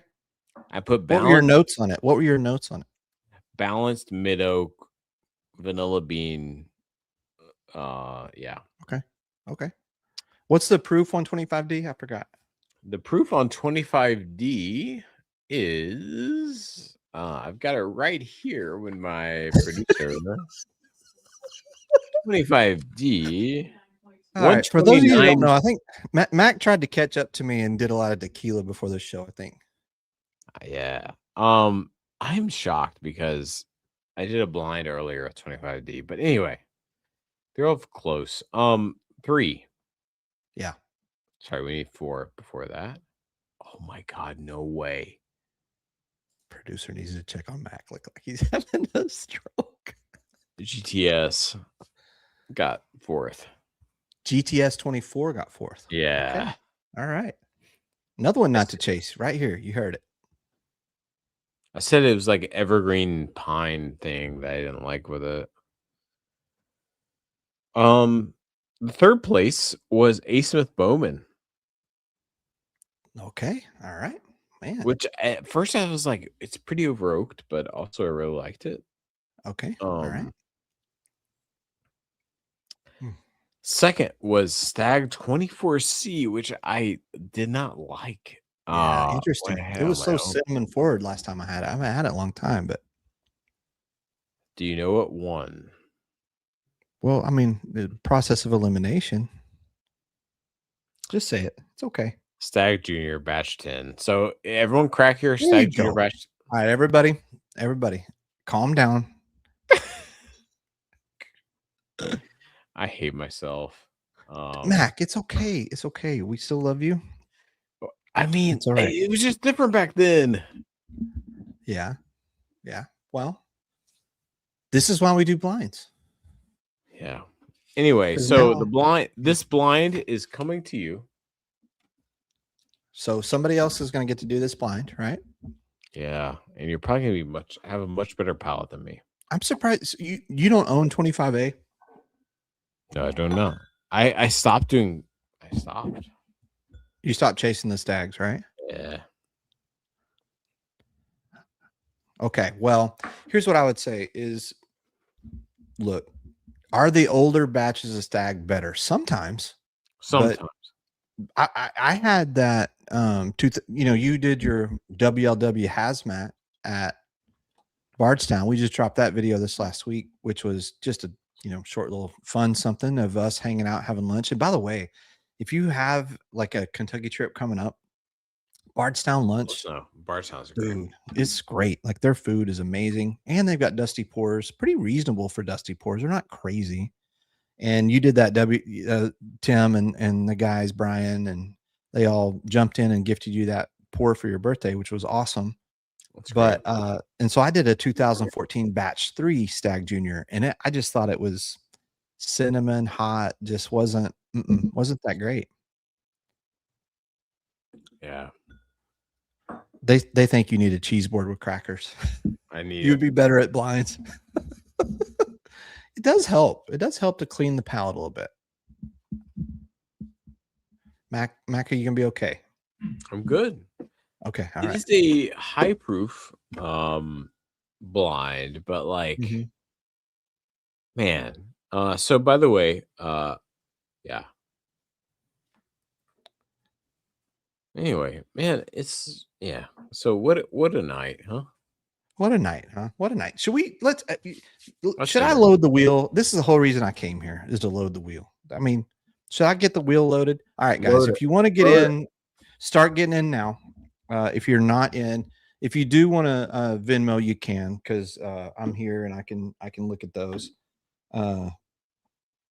And so I just checked my chat and text. Okay, so here's what we're gonna do. I'm gonna get the wheel loaded. Mack is going to rest in his sorrows, and and hopefully he comes back a stronger man from this blind. But I'm gonna download real quick. I've got a app over here, and thank you to Naomi, who she helped build this cool little app for us that helps me load the names. So I'm gonna get those there loaded. I think Hack should take over and spin the wheel. I got it, guys. I got it. I'm on it. It's going to take me just a minute, so you may have to chat with me a minute. But like, look, who hasn't had a blind where like it shocked you, right? It's not. There's nothing wrong with that. There's nothing wrong with having a blind. Tell me in the chat. Have you ever had a blind that you're like it completely threw you for a loop, or you thought you had something that you really loved, and then it completely kind of wrecked your world? Let us know. All right, I'm going to reload here, guys. So we've got the Stag sample pack. Thank you, Bradley Booper. We appreciate you, sir. Thank you for coming in. I'm going to refresh just so this catches you in here, sir.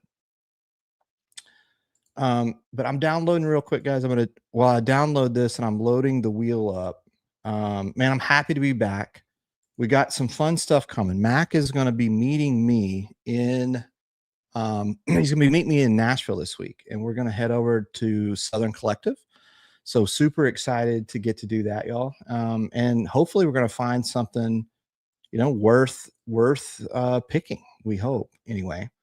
And just so you know, guys, like we don't have to pick another barrel. Like it's not like we're not looking at this as like a revenue stream or anything like that.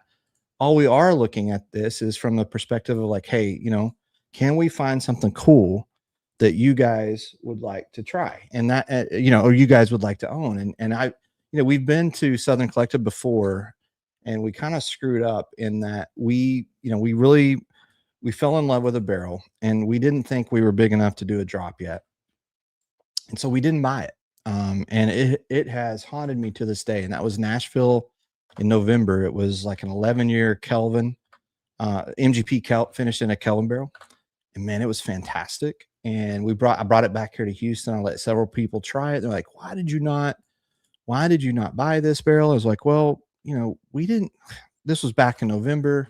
Channel wasn't that big. And honestly, we just didn't know. We didn't know how things would do. Then I'm glad that we didn't, though. I'm glad that we didn't, because now we can say our first ever pick, was with Jay West, which, was a dream of ours, really kind of from the beginning. And so it helped us tremendously for being able to let that be our first ever barrel. I mean, come on, that's awesome. So I'm loading in the wheel right now, guys. It'll take me just a few more minutes. I'm gonna, this is why I flew back from Mexico, just for this, just to load a wheel for you guys. 1 second.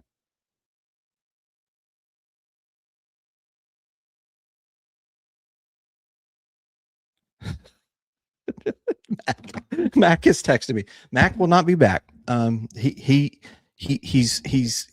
giving his condolences, but I'm loading the wheel. I'm going to get it loaded, but Mack is he's either in his feels, or he just had too many pours on this Easter Sunday. Regardless, this is what you do. You have your friends back, and I got Max back. This is what friends do, though, right?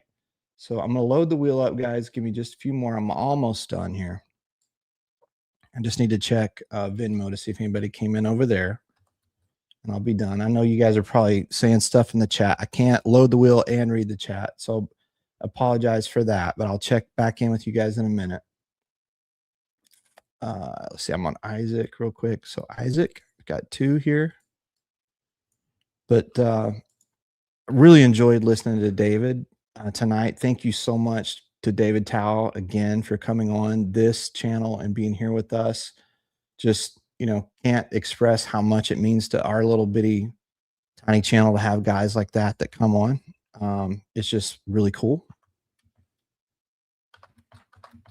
But, you guys lift Mack up. Tell him it's okay. It's all right to have a rough outing. Just because, he liked 24C tonight Who knows? Who knows? You know, like you know, you can do blinds at any given time. You know, they can definitely throw you off. All right, Dave Vogelsling, Brandon Scott, I got you loaded. I'm just going to go double check, guys, real quick to make sure I didn't miss anybody at the end here. Just double checking. Oh, Bradley Booper, I'm going to load you, sir, in here. Gotcha. Got your 4 in here. Next week, guys, we are going to have Ian Sturzman, the master distiller of MGP. We're just been on this like epic run of guests. So Ian Sturzman will be coming on. So excited to have him here. Connoisseur Cigar, I'm loading your 2 right now, sir. Loading your 2 right now. And I think that's it, guys. That's it on the super chats. So tonight I'm going to give away a bottle of Stag 25A, which is one of the new batches this year that I really like the most. And then I am checking my text. I'm checking my text. Naomi has it. It's okay. Mack is calling me. Hold on. Wait. He's calling me while I'm live. All right, I got her loaded, guys. I got her loaded. I'm going to share the wheel real quick. They have a new tool that Naomi was giving me, but my computer wouldn't open it. So that's, I think, what he's texting me about. Let me check Venmo real quick, guys, just to make sure I don't have anything in Venmo tonight that we missed. Oh, we do. There's, yeah. So I got Lance Adams. I'm going to load you, Lance. Give me just a second, guys. I'll load these in here. 2, 3, 4. Load Lance. Ricky, I've got you loaded in here, sir. And that, guys. Oh, Naomi's in here. Shall I load Naomi in here? Got her loaded in. Okay. So I've got it all loaded up, guys. We are good to go. Let me check back into the chat. When is Bruzel coming on? I don't know. I would have him on. Look, I don't have any hate for the man. If TJ wanted to come on this channel, 100%, like, welcome to have him. There's really, I mean, I would love to have him. No hate from me. Let's see. Anything else I missed? Well, you found the right lady. Love this community. Thank you, guys. Survive Garrison, but no more Stag. Sipping pours from distilleries, flats from Nashville, and their slushies, all the juice, plus drinking hard liquor from a straw is apparently a true myth. Yeah, we've all been there, Candace. We've all been there. We've all been there. All right, guys. So I think I've got the wheel loaded. Let me go ahead and get it up over here. Oh, you're going to see him on a Detland pit. Hey, yes, absolutely, Candace. I'd love to have him come on. It would be very cool for us to be able to do that. All right, let me add up. Let's see. Sorry, guys. Give me 1 second. Adding the wheel. Wasn't quite as prepared as normal, but I got it right here. Promise y'all, I got it. And here's the wheel. Let me share it. Put it up here. Okay. Oh, Naomi said remove her. That was for testing purposes. Okay, Naomi, you got it. I'll take you off. Yes, ma'am. And Naomi, we can work. Let's work together this week on the zip file, because obviously I'm not doing something right. So, but we'll figure it out. I'm going to spin this bad boy 8 times. I'm not going to spin it 8 times. I'm going to shuffle 8 times. 1, 2, 3, 4, 5, 6, 7, 8. All right, so we got that. We've got the wheels loaded here, guys.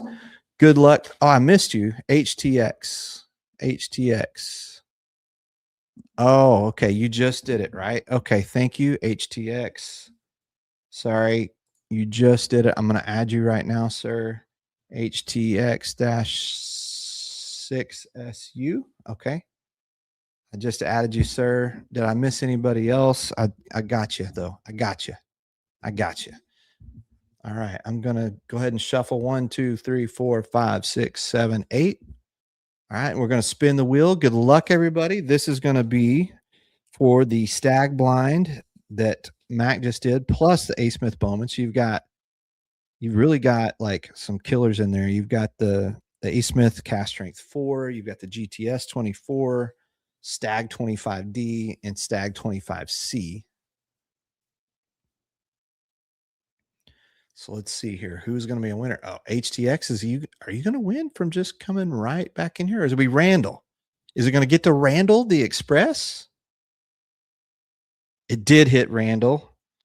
Congratulations, Randall. He's been a long-time supporter of the channel in the Discord also. If you're a member, if you're a YouTube member and you want to join us in Discord, guys, there is on our YouTube member post a link where you can join there.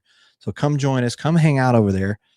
You guys let me know. Like tonight, I know Mack is done, but if you guys want me to come have a pour or two in Discord tonight, let me know. If not, I'm going to pack it in because it's obviously coming off I could have one more pour in Discord if y'all want. If y'all don't, because it's Easter Sunday night, everybody wants to chill, we can chill. But congratulations to Randall on that. Next up is Stag 25A, and this is a bottle from me that we're going to give away tonight on this channel. We do a lot of cool giveaways, and so going to do this right now. Here we go. At least it wasn't someone from the Paul family. I know.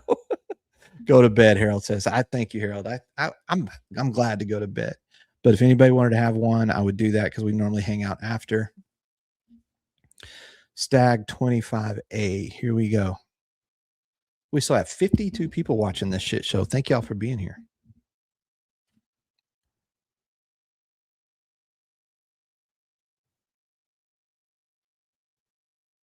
All right. Is it going to Chris Scott? Dave V? Dave Vogelsing? Dave V wins a Stag 25A. Congratulations, Dave V. Dave V, one of the kindest people in all of whiskey. Love to see him win there. Congratulations to Dave V. If you're still here, that's awesome. Thank you so much again to David Tao for coming on with us tonight. Mack killing it with the interview. He's still texting me. Let me make sure everything's okay. Yep, all good. Max good. Love my guy Mack. Love you guys. Yep, y'all already should be in bed. Y'all keep me up too late. All right, sounds good. Thank you guys so much. Hey, fun stuff coming real quick. Thursday night, we're going to be at Southern Collective. Hoping we land something cool. If we do, we'll let y'all know soon. Next Sunday, come back. Ian Sturzman will be here, master distiller of MGP. And we're probably going to try to drink every MGP ever made. No, just kidding. We're not going to do that. We're not going to do that. But also in a few weeks, going to be at Spillway. Lots of cool stuff happening here. Thank you guys for being with us. Man, it's been so much fun, this journey and this ride. I'm happy to be back from Mexico, but also, had a great time getting away. Thank you to Mack for covering for me tonight. Appreciate that so much. Love you guys. Have a great night. Whiskey should be fun. We'll see y'all next week. So for all the people that came here tonight, yeah, cheers. Everybody in the room. Yeah, cheers. Hey, this YouTube thing has been fun, but it's way more fun hanging out with you. Cheers, and we appreciate everybody. Cheers. Cheers.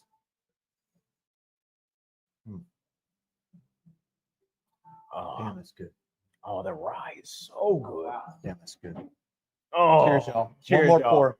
Have one more pour y'all. with somebody you love, because you never know when it's that last pour. That's true, buddy. Cheers. Good night, y'all. Have a good night.